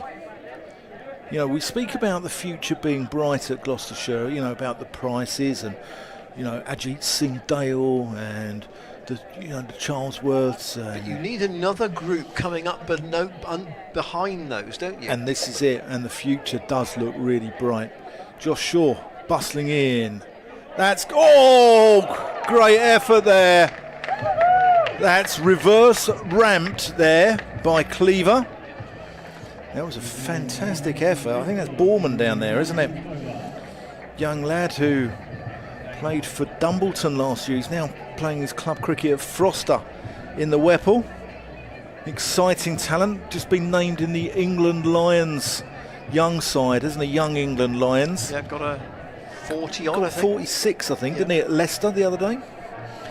But he's one to watch.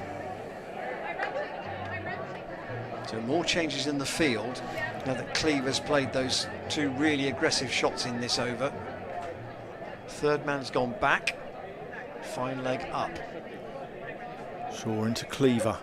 That's well bowled. Dot ball. Priceless at this stage of the game. With 7 to go, Josh Shaw fires in the dot ball. Excellent stuff. 150 for 6. So I think, yeah, they're looking about 160, maybe 165, maybe 170 if this goes horrendously wrong. Yeah, I mean the last 2 overs have cost 24. Yeah. But you know, you have got one of the leading T20 players in world cricket still in. There's the run rate. You can see how the wickets put a break. It's great to see, isn't it? You can see there how the circles there are wickets. You can see how it puts the break on any sort of acceleration in an innings, in any form of white ball cricket, in T20, in 50 over cricket, whatever. Wickets are the best form of defence. Keep this to a 10 from the last over, 10 or less. I think they all feel they've done a pretty good job in the field. Phillips bang a long way outside leg stump. Yeah, so what's Zaman Akhtar's stance going to be? Oh, Phillips goes for the slash, and he's got that away down through where the slip cord would be, and it's gone down for 4. 50 for Glenn Phillips. 33 balls, 4 fours and 3 6s. Warmly applauded there by the New Zealand wags down below us on the balcony. We've only had really 1 or 2 of his really clean hits today, but you can see why he's got so many runs in this format. That's hit really hard, and that's gone straight to Goodman, who just rolled it in calmly to Zam Akhtar. I don't think he wants an overthrow and gets Phillips back on strike. I think Phillips took the 1. I think if you can keep Glenn Phillips away from the strike in the last over, although Cleaver looks like he, you know, he can give it some long handle, can't he? He's got some improvisation. So Ferguson, Lister and Sodhi won't hope to bat, I wouldn't think here. Short from Zaman Akhtar, short ball bounced and Cleaver's almost toppled over there. He's got it away off the body, so it's going to be a leg by. Cleaver couldn't believe how that got to him so slowly, I don't think. There's a second look at this. He was through about 4 shots by the time that hit him on the back. So the run rate, as you can see, exactly 8. Phillips on strike there. What's he got left for Zaman Akhtar's last 3 deliveries?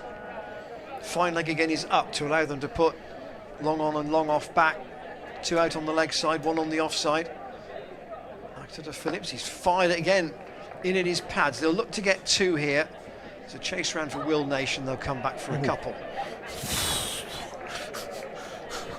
Went through Naish's legs, and Joe Phillips cleans up behind him. So he was looking at where the ball was going to go before it would come into his hands. That's an old fielding problem. Many club cricketers have gone through that. Oh yes. 158 for 6, 2 overs to go. Sorry, 2 balls to go, as you were. After. Again, that's steered away, cleverly done by Phillips, all the way along the ground, again through that same gap. And 4 more to him. Email from James Wilson, who's a Kiwi. Morning, fellas. Well, it's evening here, James, but we'll take morning. We like that. By the way, Dane Cleaver is Kane Williamson's first cousin.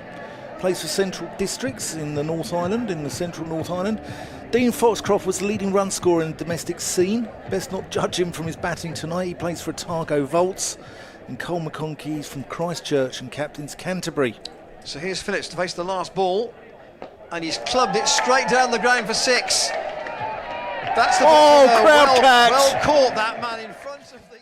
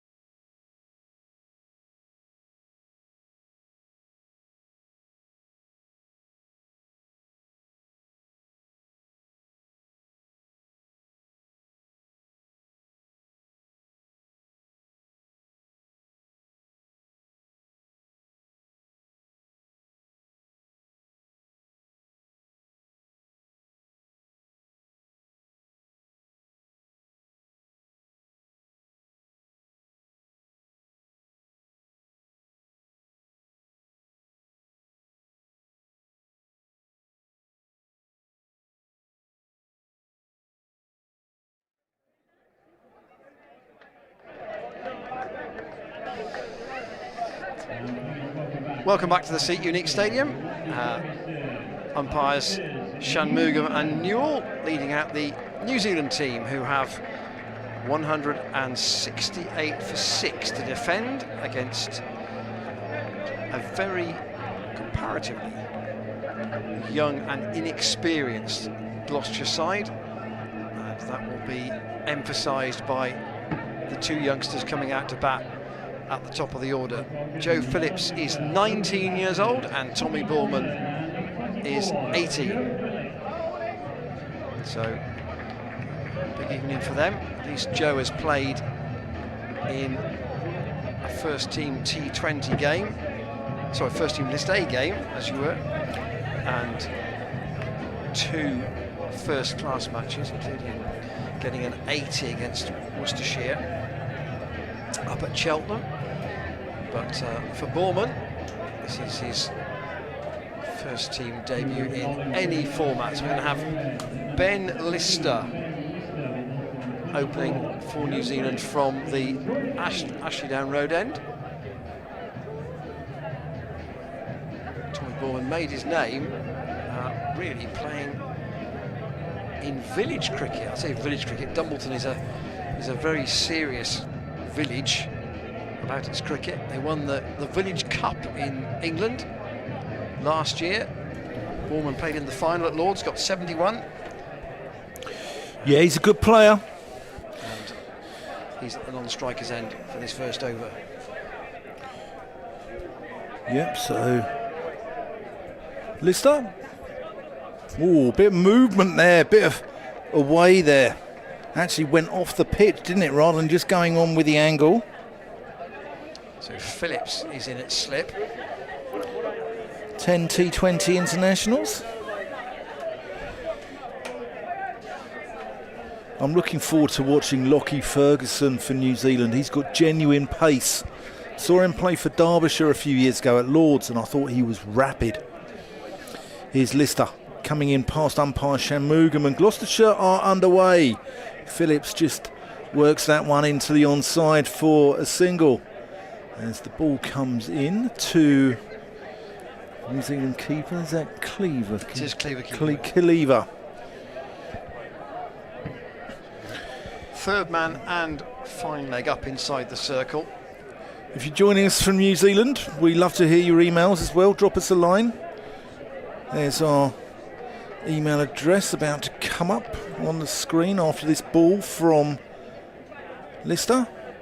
Borman just plays that into the offside, no run. Here we go, here's our email address. Drop us a line to commentators at glossccc.co.uk. There's Lauren Hardy up on your screens. Give you difficult questions to Ian Randall and all the easy ones to me. Who's going to win, Dan? Who's going to win?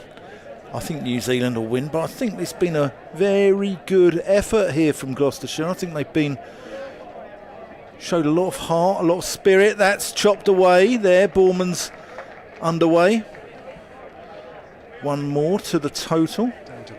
Down to Bowes, who's at third man. What's his nickname, Ian? Pitney? Yes, it might be.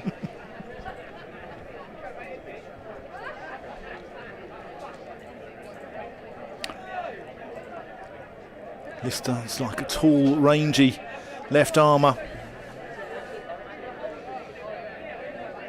Oh, that's well bowled. He's actually scheduled to play if he doesn't make the New Zealand squad for the World Cup. Here's the replay. You see where that's moved off the pitch, and it hasn't bounced very much either. Yeah, I think he's just rolled his fingers across that one now. I think he's just bowled the off cutter. If he doesn't make the World Cup, he's going to play for Kent in the last part of the domestic season. Oh, that's the quicker one. That goes through. Cleaver takes that sort of chest head height there, so you can see the pace there in the wicket. Let's have a look at this again on the replay. Oh, we lost it. There's the worm. There's the worm instead. That's the where Gloucestershire have to get to. And this pavilion end. Going to have spin first up, and it's going to be Rachin Ravindra. Ravindra. To open from this pavilion end. Still with the slip in. He does have two men out, one at long off and one at deep square in front of the main school. This is what we call back in North London, Ian, as skipper's mate. Somebody who opens the batting, opens the bowling. It's known as skipper's mate. Well, getting their 10 quid match fees worth. Gloucestershire used Middleton, Syed, Zavagahar, all their spinners.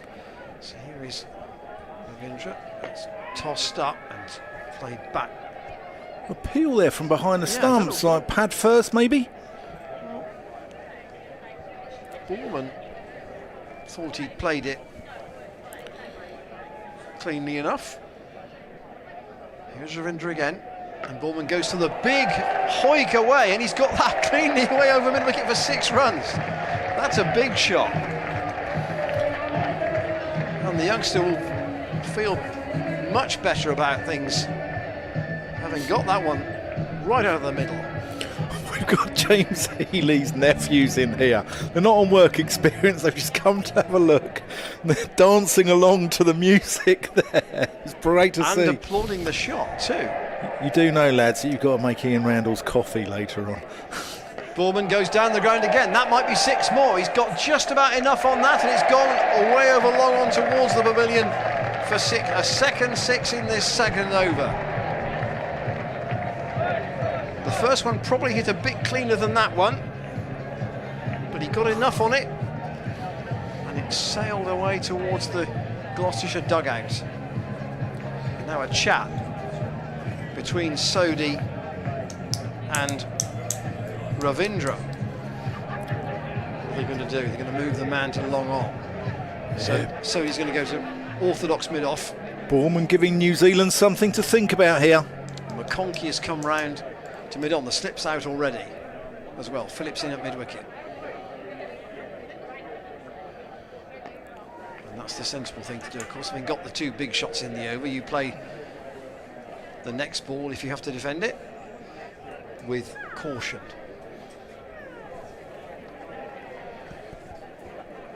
So 4 in on the offside, saving 1 for Ravindra. Borman goes over the top, tries to make the space, and he's just about got enough on it. There's a chase back towards the rope, and it's Seifert who is throwing it in, and they've come back for 2. That was a little bit more fortunate. And Gloucestershire are ahead of New Zealand on the run rate at this stage of the game. Could we have an upset on the cards, Ian? Borman intending to attack. And that's followed him, and he's going to chop that away into the offside for a single. But that was a productive over for Gloucestershire. They are 17 for no wicket after 2, and the target is 169. There you can see the run rate required. It's around about 8.5. Certainly over 8 when they started, so they're trying to, if they can, do this evenly. But this is the man that Dan's been waiting to see, really, Lockie Ferguson. Yeah, I'm really looking forward to see him. Saw him warming up. He looked quick warming up, but he is quick. This guy, genuinely quick. In a skiddy kind of way. Yeah, he is. He's not a tall man at all. He just sort of skids it on. But you can see where Cleaver is standing there. He's at least a pitch back. Don't know if we can get him side on. That's just angled in as Borman just plays that into the covers. If we can get it side on and we can see how far Cleaver is standing back here to Ferguson. Remember, this is a slow Bristol wicket as well. And you look where he's standing there. He's almost gone out of shot there. He is out of shot. There, look, he's back at least a pitch worth. As Borman plays him over mid-off. Let's not worry about the pace, Tommy Borman. crashing it over the top. Great start this from the young opener. I don't know how long he had as a net before today's game, but seems to be seeing it pretty well. That's a good shot. Albeit on a slow wicket. I reckon this one might not be in his half of the pitch. Here's Ferguson coming in past umpire Shanmugam. Oh, that was quicker. Just nudged into the onside. That was significantly quicker. I think Ferguson he probably isn't somebody who would just effectively go through the motion. He doesn't strike me as that sort of guy. No. Guy at all. But when you've been hit over mid-off, He looks like he's just strolled in off a beach in Bali, doesn't he? He's got the headband, long hair. As Phillips plays him, there's a man there who'll know all about beaches, coming from Cornwall, Joe Phillips. Seifert again with the fielding. Yeah, we apologise by saying his name wrong. We've been put right by our New Zealand emailers. We've been calling him Seifert, haven't we? And he's actually Seifert.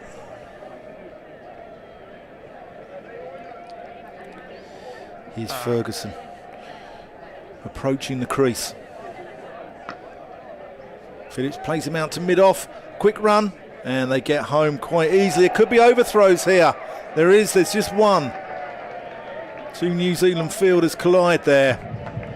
And a little bit untidy from what is normally an excellent fielding side. Richard has been in touch from Cheltenham to say about the audio on the feed, which I think he says may have gone down at the last ball of the New Zealand innings. So James, just check the audio feed. I think the pictures are all right. Ferguson in. Phillips smashes him over the top. Is that 6 or 4? It's very close to the rope. Phillips knows this ground and he's targeted that corner. It's 4 runs. But it's the area we call Klinger Corner, where Michael Klinger used to target that ground. You've got to know the geometry here at Bristol. You've got to know your angles. And Joe Phillips just working Ferguson over the top and mid-on into that short boundary in that corner. So, end of the third.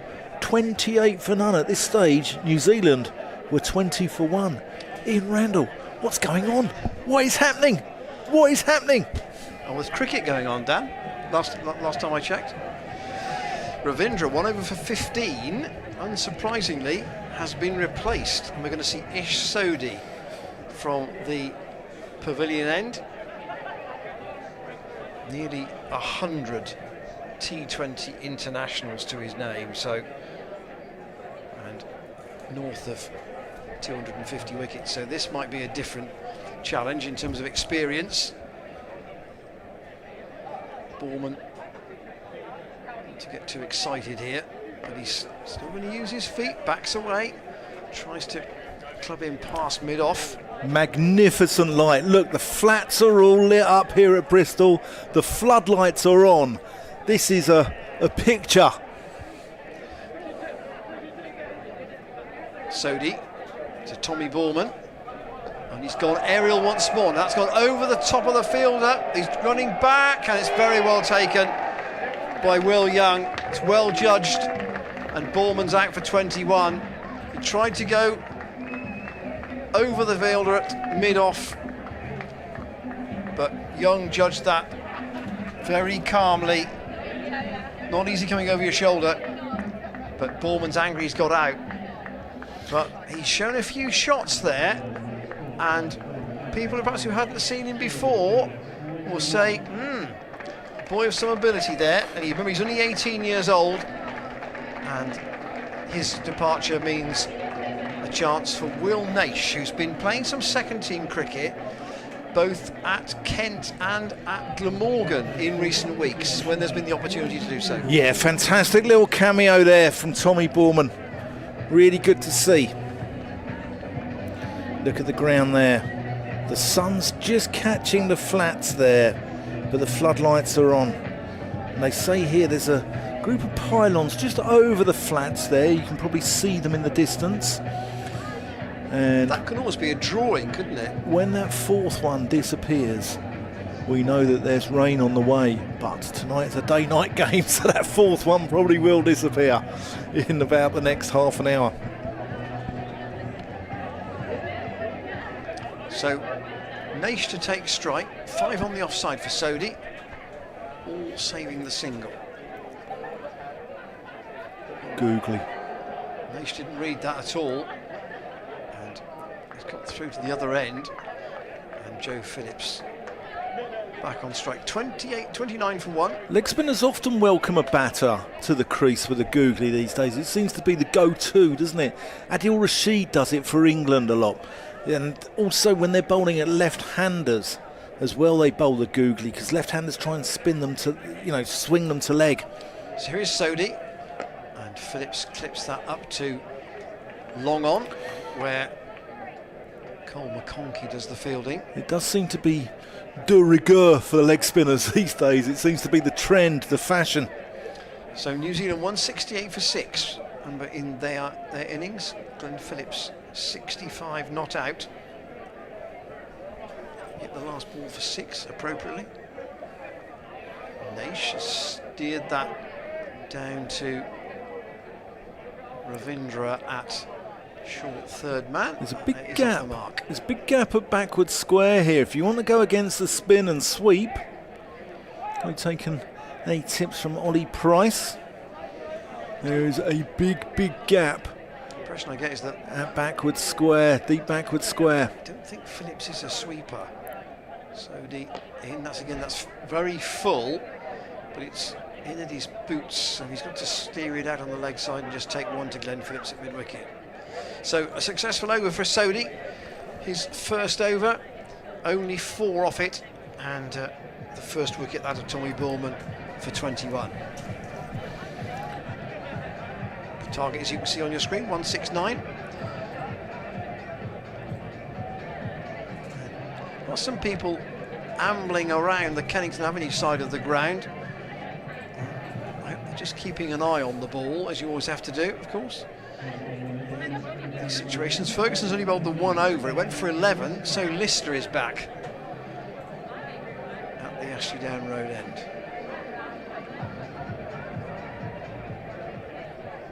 Here he comes in, left arm over the wicket. Oh, Phillips tries to reverse ramp him, and Lister second guesses him, pushes it even further wider outside the off stump.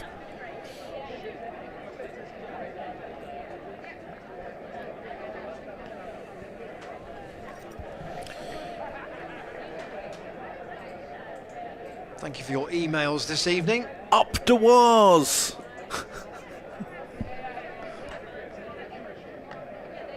Phillips just plays that to backward point. I haven't gone mad. Finn has asked us to give a shout to our rugby league team, the New Zealand Warriors, and say up the wars. There you go, Finn.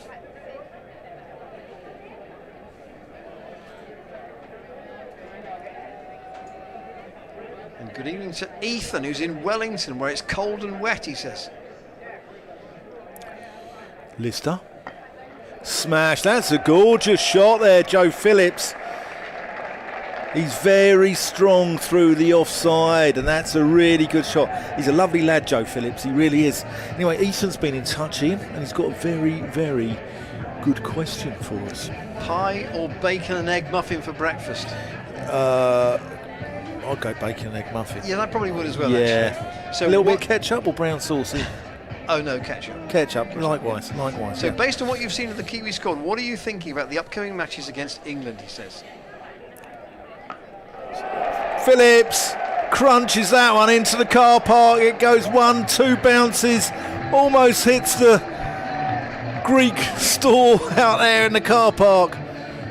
That's a big shot, picks it up well. Joe Phillips, that was outside the off stump, but again, not a lot of bounce.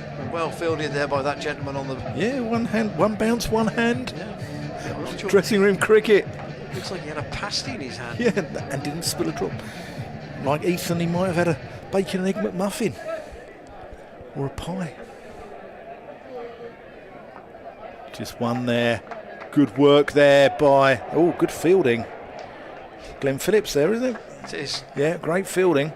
It's a surprise. That's good cricket there from Joe Phillips. Good experience there. He's only 19, but he's quite a mature head on his shoulders. But what does Ethan say? He says, based on what he's seen in his Kiwi squad, what are you thinking about the upcoming matches against England? If you had to make one change to the English squad and the Kiwi squad for the first T20, what would it be? Well, I don't know about the first T20, but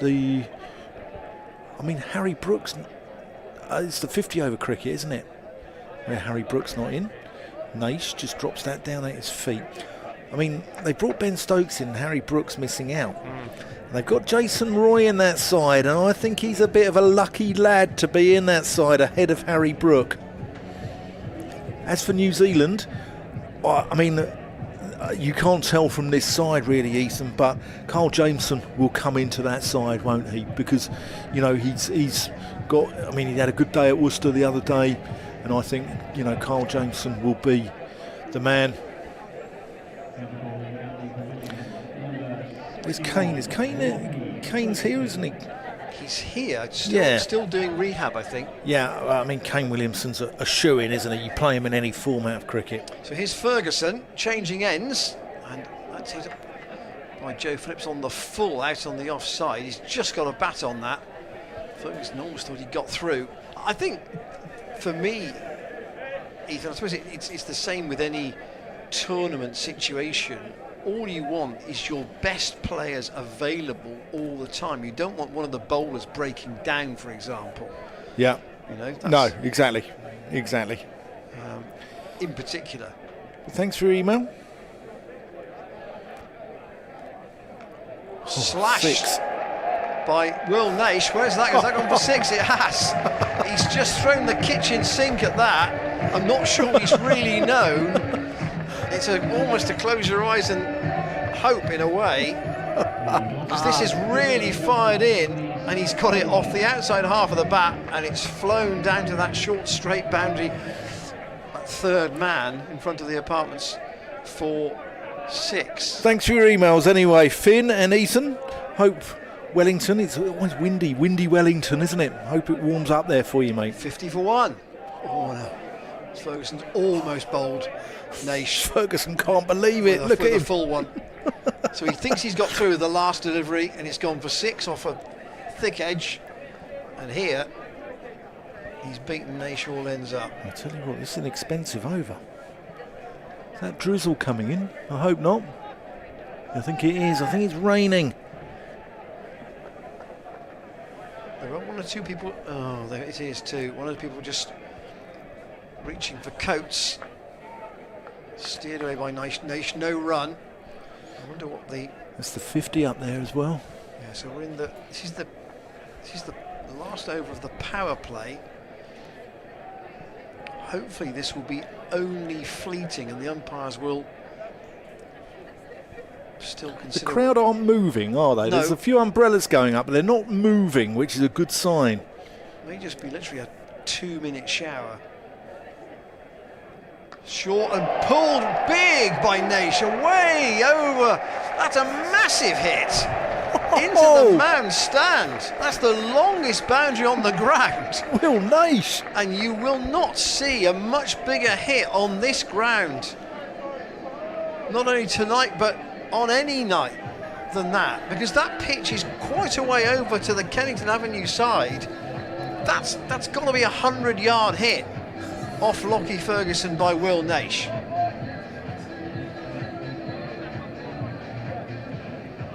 Wow. Wowzers. Will Naish. 56 for 1 in the 6th. Target is 169. And Naish is bowled. Ferguson's got him. Slower ball. Beaten by the slower one.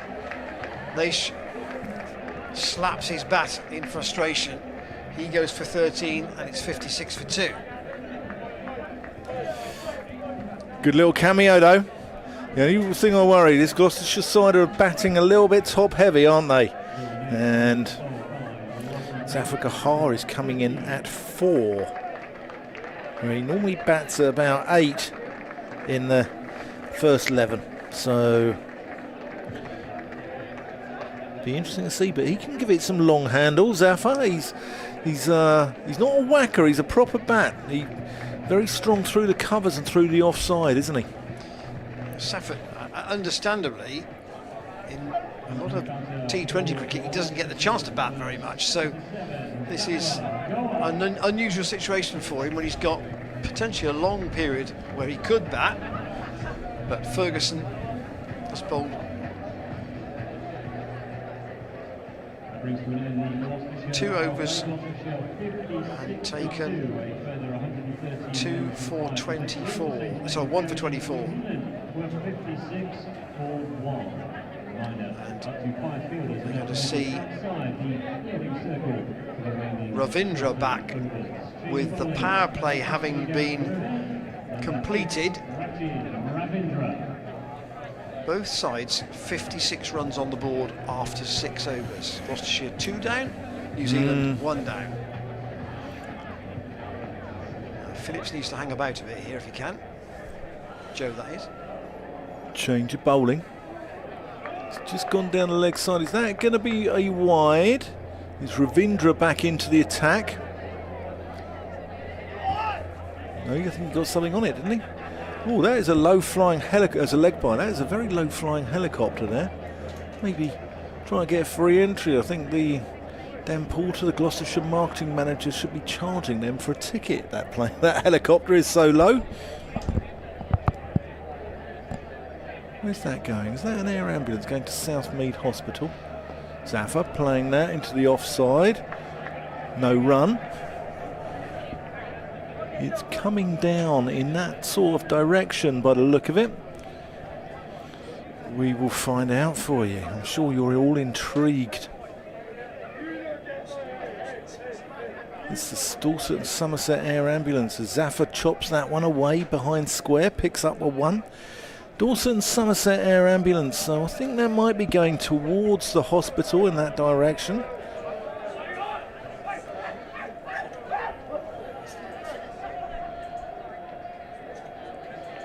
It's come from a... Seems like there's been a car accident there from the A303. Hope everyone's all right there. That's played into the offside there by Phillips. I like watching Joe Phillips bat, don't you, Ian? He's times the ball beautifully through the offside. I think he's got a massive future ahead of him, Joe Phillips. Yep, brought himself to people's attention by making 250 in a second team game a couple of summers ago. People sit up and take notice when you do that. Oh, Zafar topples over. It's all happening here. Cleaver whips the bails off. Zafar just did enough to keep his foot behind the line there, but when Zafar Gahar plays cricket, things happen, don't they? And expect the unexpected. Only 3 off this over so far, so Ravindra just tightening things up. Played into the onside. Phillips comes through and puts the slide in. Zafar Gahar was described by Ollie Price. Done an interview with the Price brothers, which is in today's cricket papers. Ollie Price describes Zafar Gahar as a great human being. As well as a great spinner, a great human being. Just because I think he gives time to people. He certainly does. That's the thing. So Sodhi to return from the pavilion end. So will Zafar Gahar try and hit with the spin if Sodhi goes with the leg Let's break. see if Sodhi goes googly first ball at him, as we said, which seems to be the trend now for leg spinners to left-handers. 3 out on the leg side. That's the shorter boundary. No. Zafar's gone high and it could be caught and is.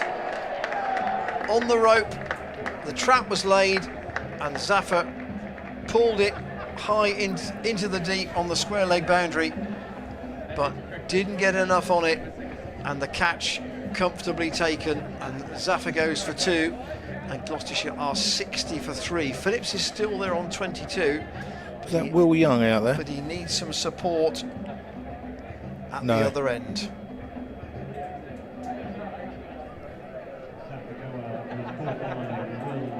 Yeah, it was Will Young. Will Young. So Zafar departs. And Ahmed Syed. Ahmed isn't it? Syed, I think, coming out to bat at number 5.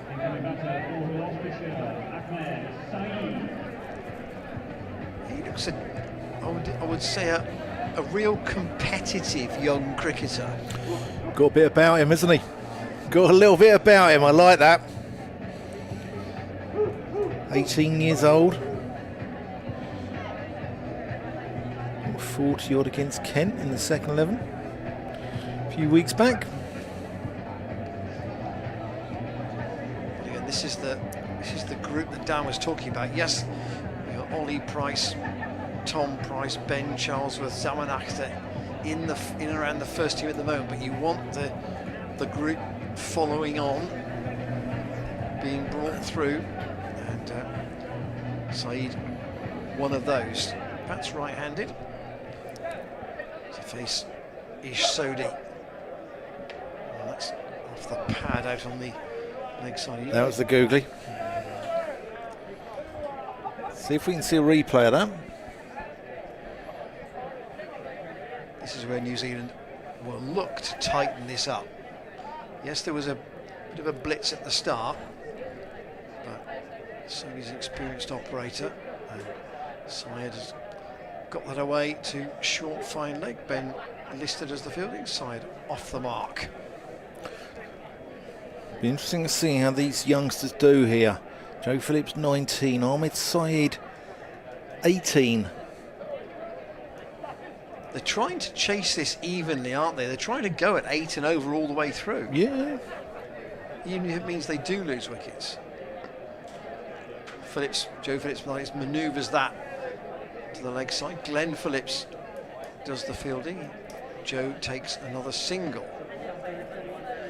New Zealand 168 for 6. They were 56 for 1 at the end of the power play. They were 100 for 5 after 14. They got 68 off the last 6 overs.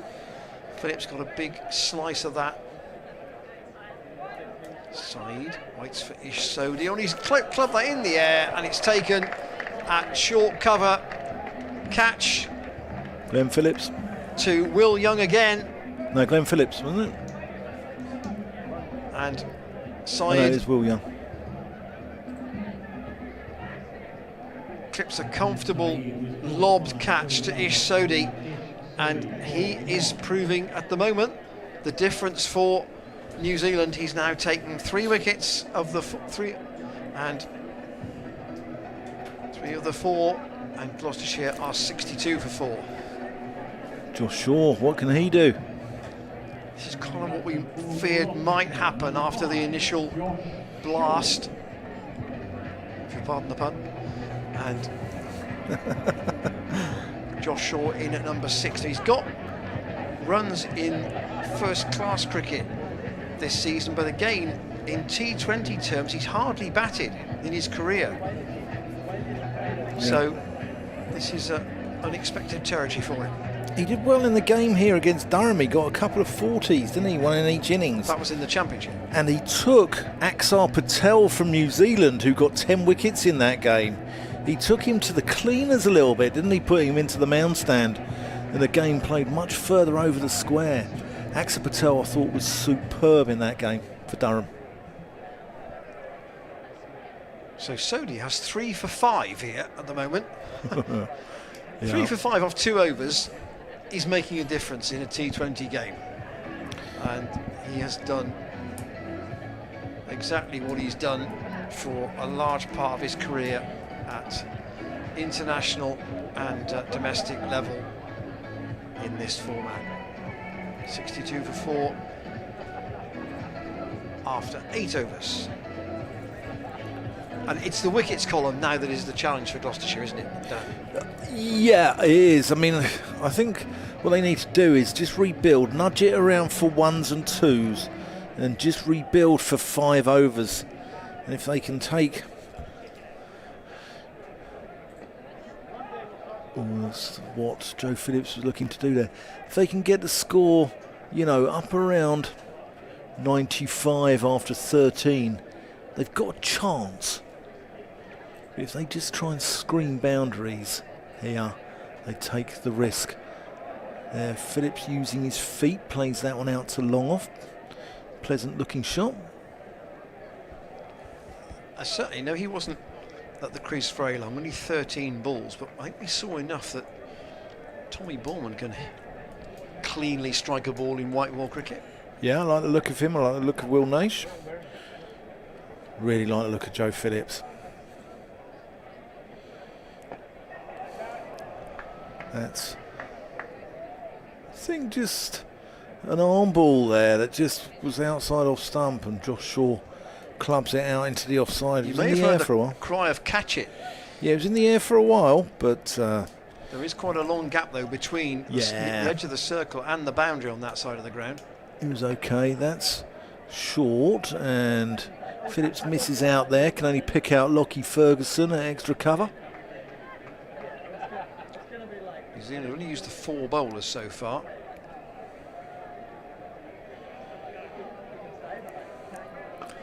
Short and wide.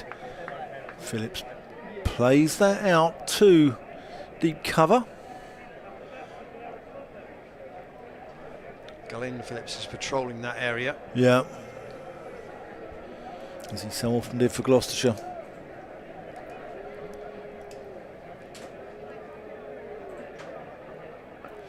Josh Shaw plays that out to the offside, picks up a single. This is what Gloucestershire need to do for 4 or 5 overs here. Just tick over the ones and just try and get the scoreboard up into the 90s, up over 100, and then maybe have a dip. So Sodhi, having taken 3 for 5 from 2 overs, is coming off, and we're going to see Cole McConkey. There's not much between the sides though. New Zealand was 70 for 3 here, Gloucestershire 66 for 4. But my money is on New Zealand here. So orthodox off spin for McConkey. It's a bit short and it's topped by Josh Shaw. Down to Sodhi at long on. Looking at the queue end. More chalk, Josh. Now where does Joe Phillips go here with this? McConkey's got a boundary rider at deep point, and he's got 3 men out on the leg side. Tossed up, and Phillips tries to dab that down to short third man. Doesn't get a touch taken by Dane Cleaver. McConkey for a very short run. I think that's tight line, worked away by Joe Phillips. Only get 1. His namesake Glenn's onto it. He always wants to be involved in the game, Glenn Phillips, doesn't he? Yeah. Batting, fielding. Talk about wholehearted competitors. Oh. There's one.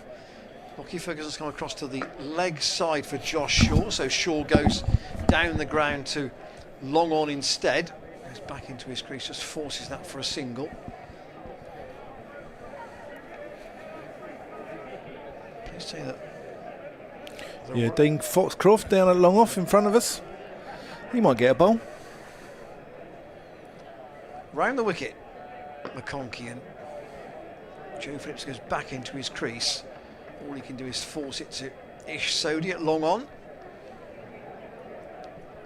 Coats are still on, but umbrellas largely down around the ground, so very lucky if we can get through. McConkey, and that's clipped pleasantly, very pleasantly, by Josh Shaw over the inner ring, and it'll run away for 4 down to where the Gloucestershire dugout is. Do you know what I say? Whenever I watch Josh Shaw bat, he is better than a number 9 or a 10 where he's spent a lot of his career. I think he's a decent batter. Can't see the 4th pylon here. 74 for 4 then after 10 overs. Just because it's dark, that's all. halfway point. Gloucester Road illuminated. We often can't see it here, can we? But it's illuminated there. And Ravindra's going to, Sodi's going to change ends. From my elevated position, looking out over North Bristol, up towards Filton, where Concorde was first flown from, I believe, Ian, wasn't it? From Filton on a test flight. Brian Trubshaw, first pilot. Oh, very good, very good. Well, certainly the best known of the early pilots, anyway. Very good, Ian. There is a Trubshaw close, not far from here. Is there? Is that what it is? Yeah.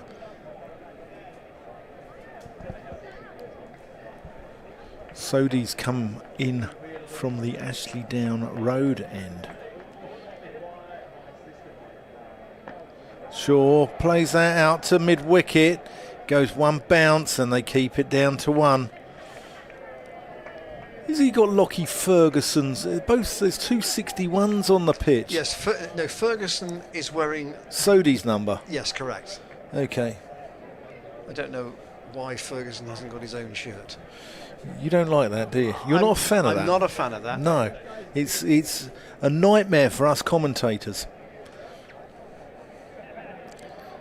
Phillips just playing that back to Sodi. Now, the only thing we can say in the defence here is that Sodi is probably a good 5 or 6 inches taller than Ferguson, so they're not that difficult to tell apart. No.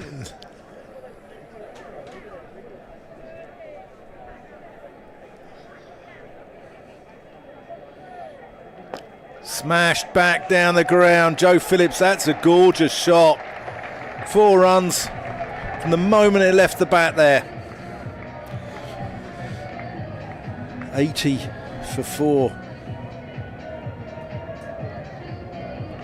Established international bowler or not, that's still a good shot. Last shout for emails before we get to the crucial stage. Drop us a line. Yeah, the cloths are just coming out. I don't know if that's evening dew or a little bit of rain. But yeah, drop us a line. Our email address will come on after this ball from Ish Sodi. Oh, that's... not sure he meant to get it there, but he's got a run for his troubles. So Phillips has, he's got an 80 in a first-class match, a 4-day match for Gloucestershire. He got 17 on his debut. That was in a championship game as well. And here he is with runs again in a different format again. Foxed Shaw there. I think he bowled an off spinner there as opposed to a googly. Anyway, Gloucestershire after 11 overs are 81 for 4. At this stage, New Zealand were 83 for 4. So even Stevens. Can Gloucestershire borrow Glenn Phillips to bat at some point? Is that allowed? Probably not. I've got to say, New Zealand, right, had possibly the worst number 11 I think I've seen at Test level. All right, 1978 tour. I'm not talking Chris Martin, which is the usual one. All right, 1978 tour. They brought over Brendan Bracewell, who I think got 0, 0, 0, 0, 0 and 4, and that 4 was edged through the slips. And here is...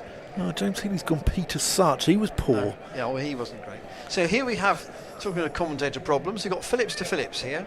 So Glenn to Joe. Glenn with his off spin. And for a go, keeps wicket. He's not a bad bowler either. Worked away by Joe Phillips into the onside. They'll get 1. Only up to Cole McConkie. Well, they say 1, they get trying to go back for 2, and they have made it. Good running from Josh Shaw. Good running from Shaw to the danger end.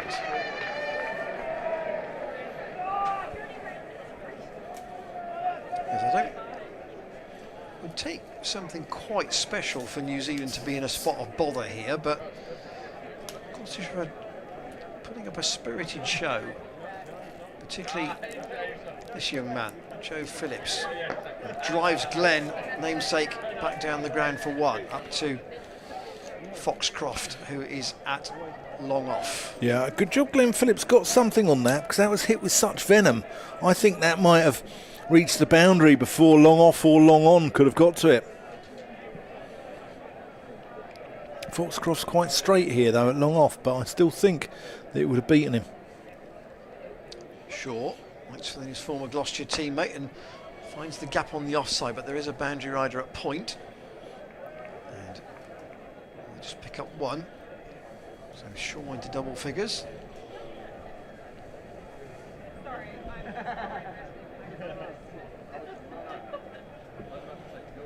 Three wickets so far for Ish Sodhi. 3 for 12 in 3 overs. He's been the difference at the moment. Glenn Phillips from the pavilion end. That's hit in the air, but not as far as McConkey, who's got ground to make up. Away at wide, long on, they'll come back for 2. Joe Phillips didn't really get that as powerfully as he wanted. Didn't quite time. It was probably just as well, because otherwise there were 2 fielders. One at quite wide, long on, and one at a straightish mid-wicket, both on the rope. Both might have been competing for a catch. Phillips to 38. Glenn Phillips to all to him. And he's again hit that almost into the same spot, but rather straighter towards long on, and McConkey does the fielding. This is the 12th of the 20 overs. 8 after this. Gloucestershire need another 81. So what a tall ask. Ben Phillips in again. Oh, Joshua tried to whip that away through the leg side, got nothing on it, and taken by Cleaver. So Glenn Phillips' first over costs just 7. Oh, look at that picture there. Look at that sky. There we are, the top of the pavilion on the right hand side. There we go, waving. Completely out of sight, I would suggest, because of the reflection on the glass. So Ravindra's coming back on to bowl his last over, and they're keeping the 1 over from Sodhi for towards the end, at least at this stage. I tell you what, if Josh Shaw connected with that last ball, it would have ended up in St Werburgh's. It wouldn't have just gone over the rope, it would have gone miles. Sodhi, the danger man here. Phillips plays that into the offside. Sorry, it's Ravindra, sorry.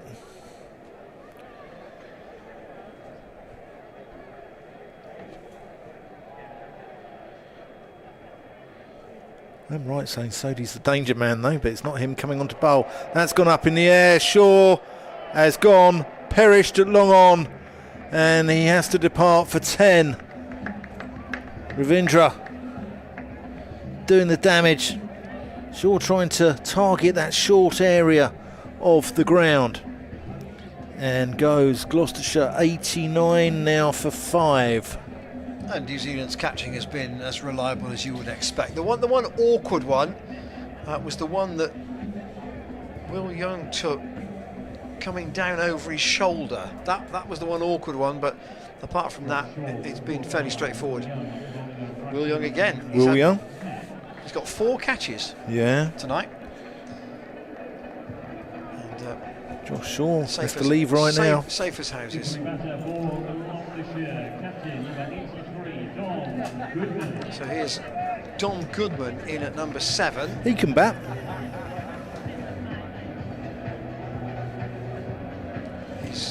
Can he get Gloucestershire just close? Just give them a glimmer of hope. A lot relies here on Joe Phillips, who I think has been fantastic for 40.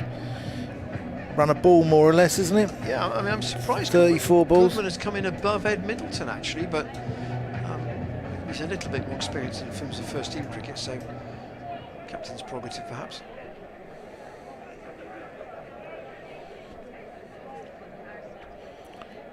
Oh, that's a full toss, and that has gone over the head of Goodman, over the head of Cleaver.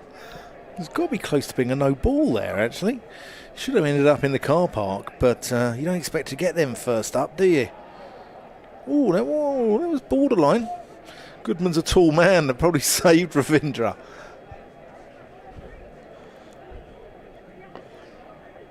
Phillips plays that out to Lockie Ferguson at extra cover. 2 to go in the over.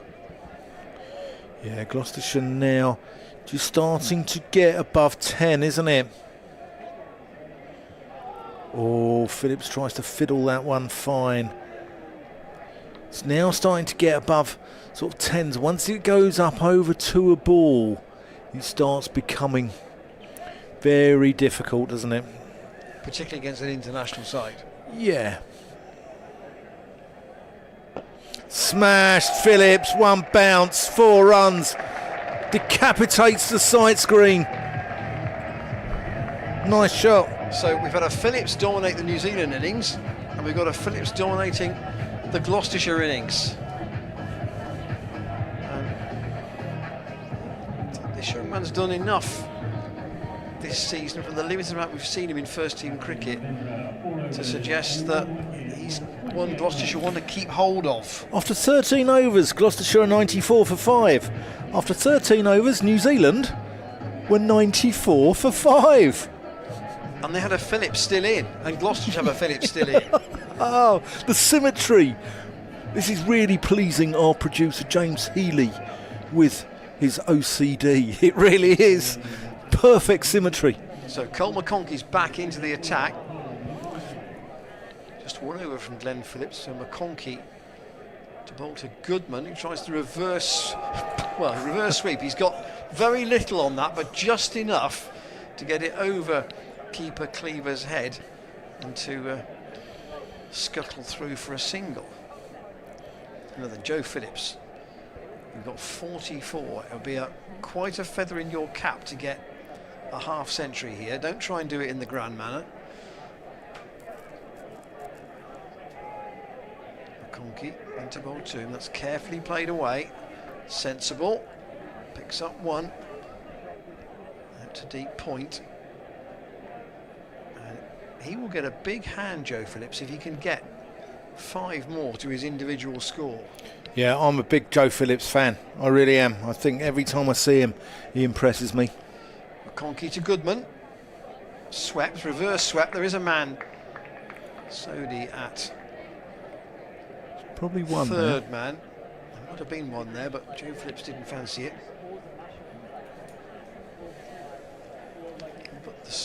Put an extra man on the offside for Goodman for that reverse sweep. Will Young's just gone across to a more orthodox point, so Goodman's paddled him into the gap that he's left. He's got a very open stance, Dominic Goodman, hasn't he? I haven't seen too much of him batting. He hasn't played many home games. I've seen him on the stream, obviously, but when you see him in the flesh, his stance looks a hell of a lot more open than when you watch him. Goodman picked up a single there, out to deep mid-wicket, and Joe Phillips goes down the game. Didn't quite time that. That's going to go up to Foxcroft at long off, just the 1. 100 for 5 would be where New Zealand were after 14. Gloucestershire 98 for 5 at the moment. They could still match them for that, but Goodman's got to find a scoring shot here. That's tossed right up, and Goodman's hit that. That's a long way into the air. It's going to go for 6 into the pavilion. Dominic! That's a big hit. And he's timed that really well, the big pace bowler and the captain for Gloucestershire tonight. It was outside the off stump. There was enough width, and Don Goodman plays a perfectly respectable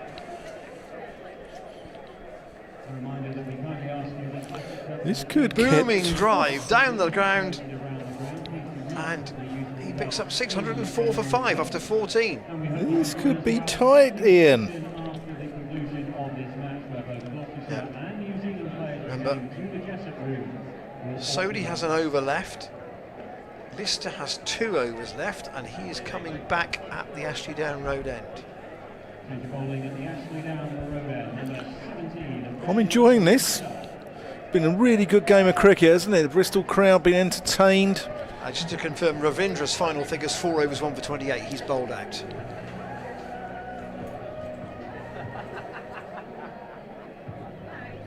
Phillips, as you can see, well, not currently on your screen, but Phillips 46 from 39 balls, 4 fours and a 6 at the moment for Gloucestershire. and he's on strike here. Oh, tries to get funky. Misses that one. See, I don't think he needs to do that. No, I don't. I think he's He's much more likely to score playing in an orthodox Yeah. fashion. I agree. Yeah, I agree. But he's trying to sort of be innovative. He's got a big gap over the top of extra cover. I fancy him to go over there. Oh, good Yorker there from Lister. Toe crusher. Phillips digs it out and it goes out to mid-wicket for a single. 105 for 5. See, Gloucestershire have only hit 6 fours in this innings, but they have hit 6 sixes. So, Yeah, I was going to say. so there's some clean hits, but New Zealand, by and large, have kept the fours to manageable levels. Yeah, certainly And have. that's what you want to do, obviously.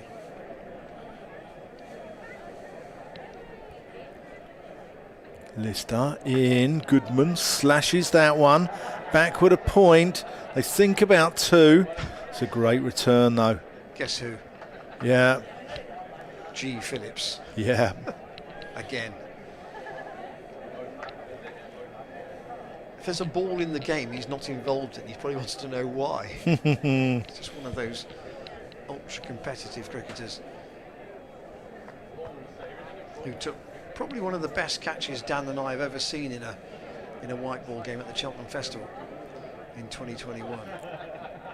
Lister to Joe Phillips, who toe ends that just out. If you are in New Zealand, and you might have seen it actually, but if you search Glenn Phillips catch Cheltenham on whatever On YouTube. device Not you now. might have, Do not turn this off. Do not turn us off for it after the game. You'll see quite a catch from Phillips. If you haven't seen it already.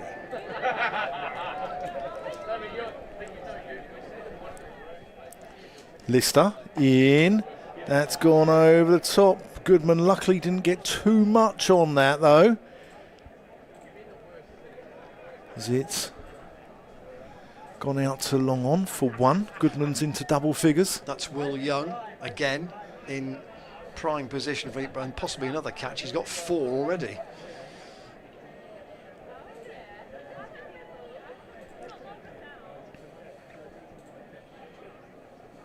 Oh, Joe Phillips going big, misses out. 108 for 5 at the end of the 15th. And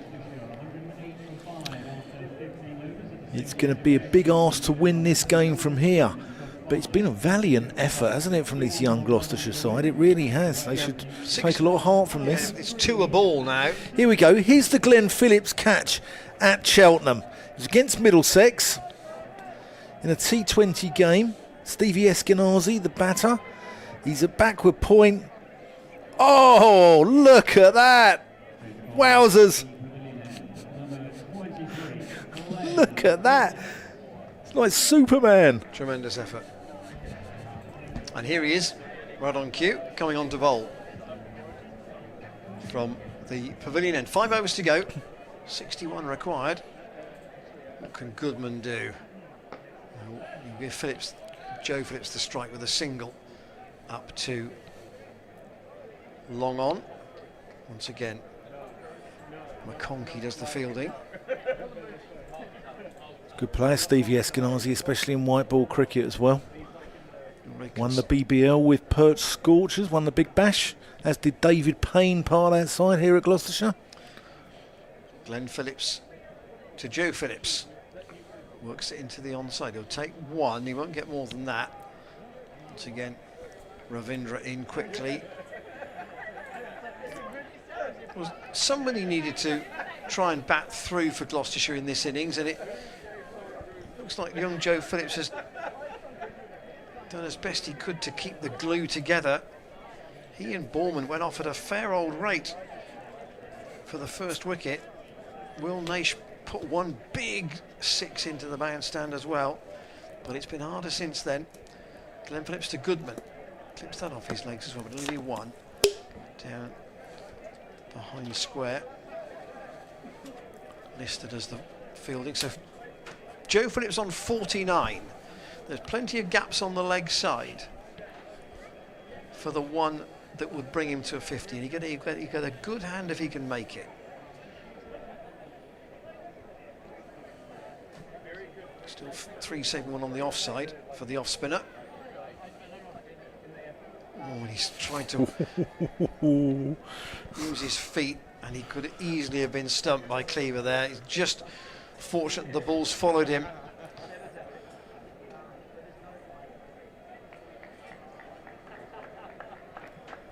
But there's another opportunity. Score on Nelson. And he will get it here. 50 for Joe Phillips. Good effort from the young man. 4 fours and a 6. And he's made it from 46 balls. And he gets a pat of the gloves from his skipper. So that's 2 50s for him in different formats in the first team. Yeah, since coming into the side at the Cheltenham Festival. Glenn Phillips to Goodman. Can he find another big hit? He's got one on the bottom of the bat. He's worked it out into the deep on the leg side, but there'll only be one.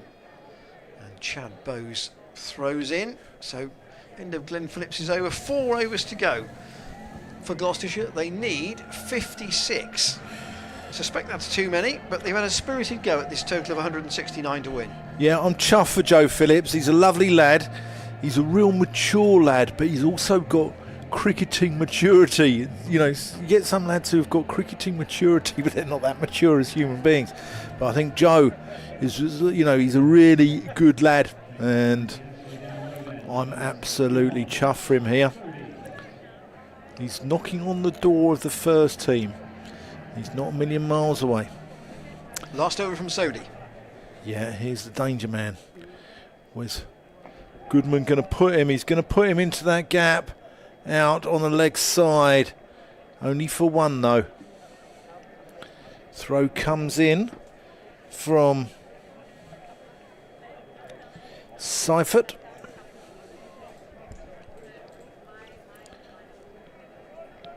Right, now Phillips has got his 50. This will be the 12th over of spin of the innings.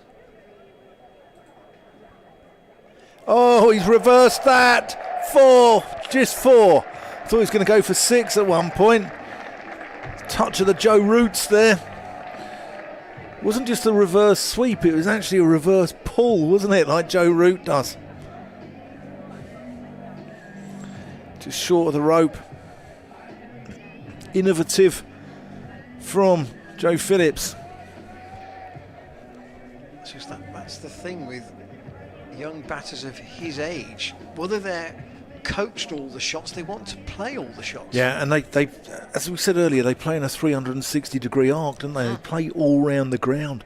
And that's so hard to set a field to. Outside, off stump there. From Sodhi. Phillips can only pull it out to long on for a single. The one he's had real problems with is the reverse ramp, which is a hard shot to play, and he's tried it 2 or 3 times and it hasn't worked at any stage. But generally, stick to the orthodox and there's runs there for him.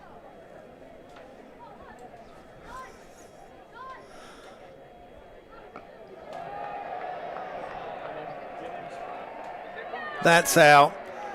Goodman perishes. Caught long on. Do you have to buy a jug for 5 catches, Will Young? It's a no ball. It's a no ball, so it's going to be a free hit. Oh my God, fathers, what's happening here? And Phillips will face the free hit. And Stephen Nabby McCull is very disappointed at our lack of Phillips puns. He says Phillips got that one right out the screws. Brilliant. Oh no, he can't get anything on that. He can only play it back to Sodhi on the free hit. Misses out there.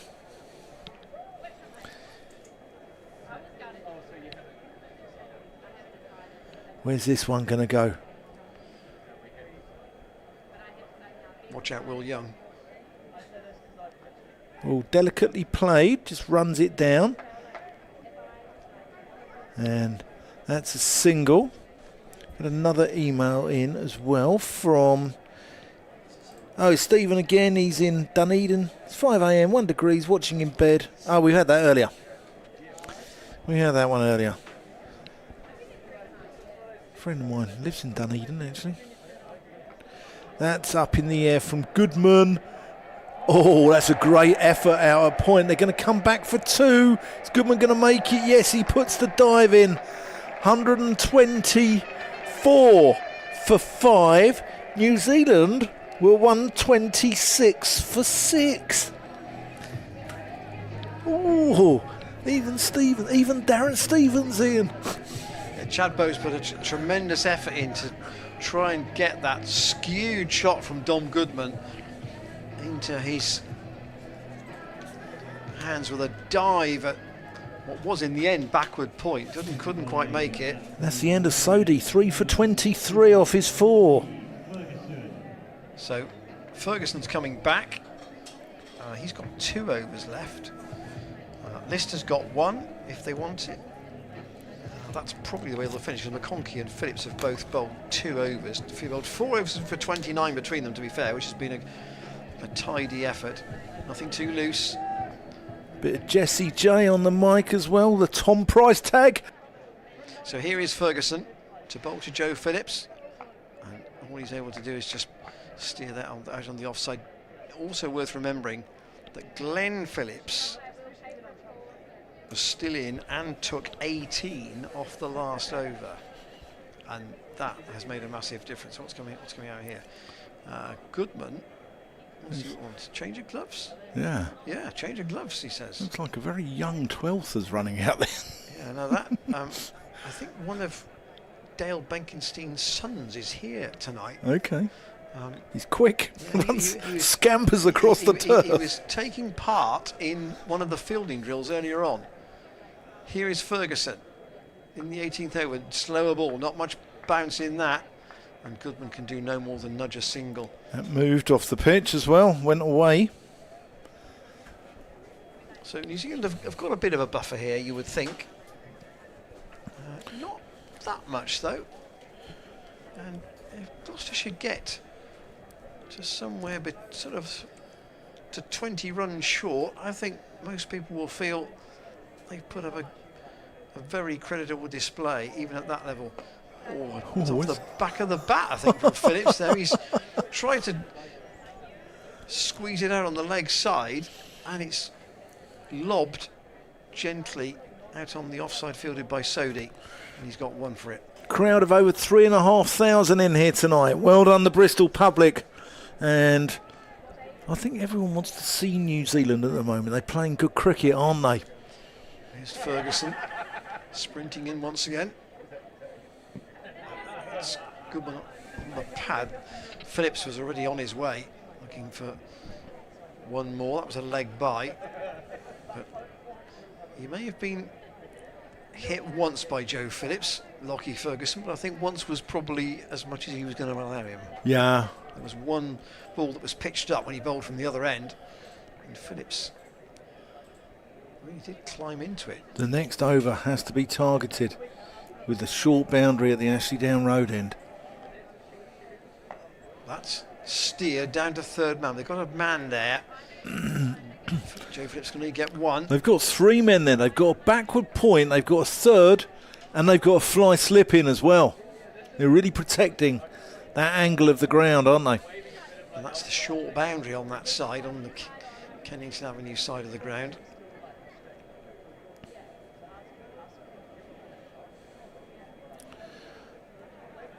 Ferguson to Goodman, who's worked that onto the onside. That should be just 1 up to McConkey, who's in quickly from long on, and that's all it'll be. So Ferguson doing what he would have expected there, just keeping the lid on things. Only 6 off the over, so 130 for 5. There are 2 overs to go, 39 required. Sweet Caroline's belting out like Ian Randall back in his heyday. Slow I'd be on the dancing. drums, Dan. Slow dancing with the ladies before taking them out to a Bernie Inn for a prawn cocktail and a steak.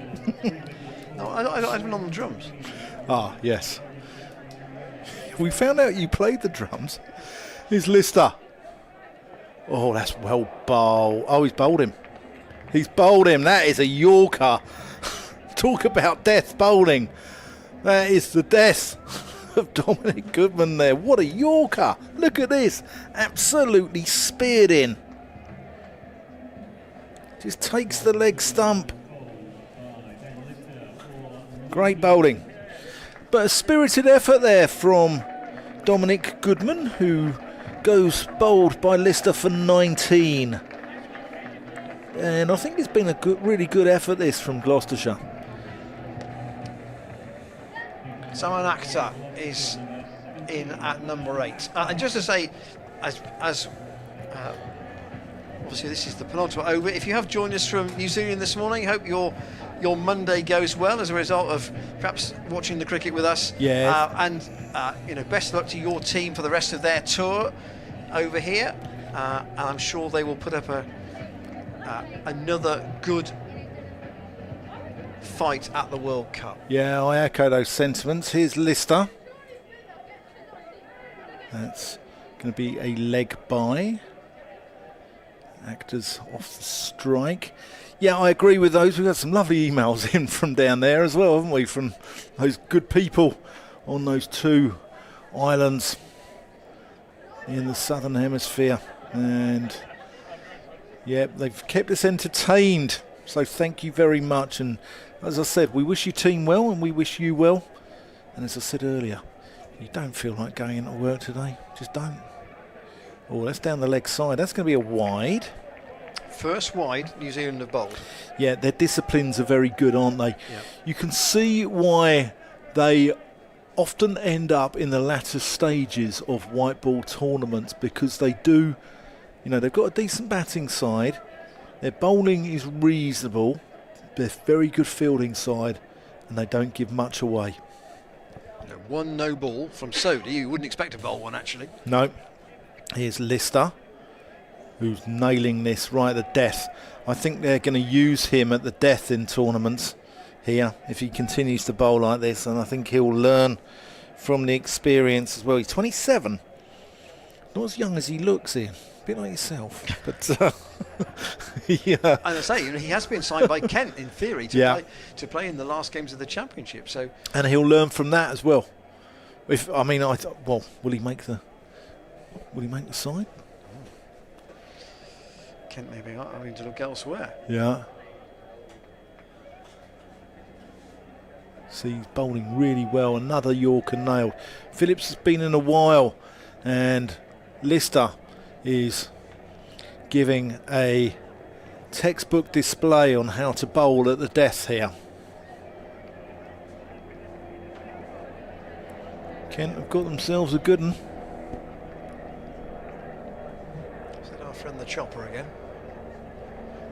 It's like watching an episode of TJ Hooker back in the 80s, isn't it? That's going to be played into the onside, and this game is now drifting towards the inevitable conclusion of a New Zealand victory. Just a step too far. Gloucestershire still needing 36 off 7 balls. Where's Garfield Sobers when you need him in? Yeah, they've obviously they won at Worcester on Friday in a very different way. Chasing quickly, quite a small score. Again, rolls his fingers across that. Brilliant from Lister. Absolutely superb. Finishes his 4 overs with 1 for 18. And he's been absolutely superb. Only 3 off that over. Yeah, I think he's a real quality white ball bowler. And Lockie Ferguson's going to bowl the last over. So, not often a Gloucestershire opener would carry his bat in T20. We've got to go back to Michael Klinger to find the last time that happened, I would think. Yeah. I hope Joe can do it. He deserves Joe it. Phillips has the chance to do it here. I won't be thinking about that, mind you. He's trying to snap that away, and he's going to get 4. That's a good shot. The field is up on the offside, but Ferguson's put that, trying to bowl the Yorker. He's just offered a little bit of width, and Joe Phillips has lofted it over the infield and away past Ravindra for 4.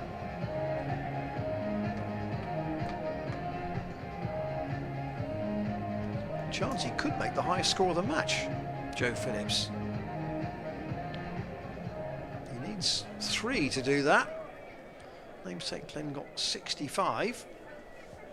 Ferguson to bowl to him. He's gone for the ramp and he's going to get it. It's gone for 4. Over. It's on. In fact, it's on for 6 all the way. The first time that he's actually got inside the lane. One might say it's an orthodox shot, really. It's more of a scoop than a ramp. Way outside the off stump, and he's just helped a man of no mean pace over the shortest boundary on the ground for 6, and he will now make the highest score in the game. Phillips gets 65. I've got him down as 59 for some reason. No, he hit the last ball for 6, Dan.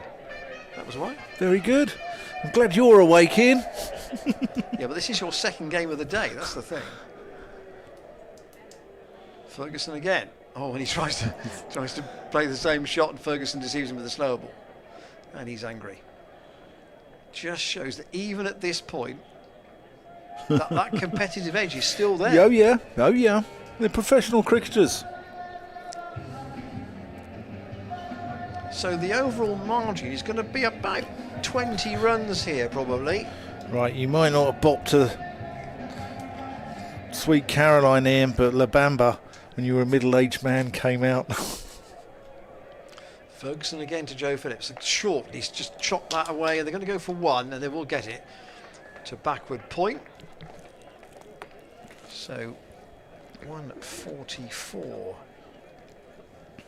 for 6, 2 balls to go.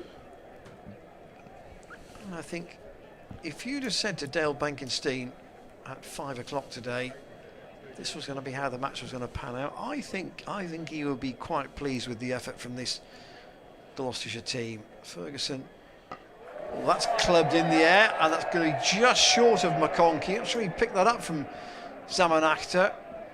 Did he read it against the apartments? I think he was one of those back spinners again, which we've seen tonight, like a pitching wedge, where they go up in the air and then just drop. So Joe Phillips, if this isn't a no ball, will face the last ball with 70 against his name. 70 from 60. And Lockie Ferguson to bowl the last delivery, and it's played pleasantly out to deep point by Joe Phillips, and Gloucestershire finish with 13 off the last over to 30 off the last 2 overs rather, to 146 for 6. So they have been beaten by 22 runs.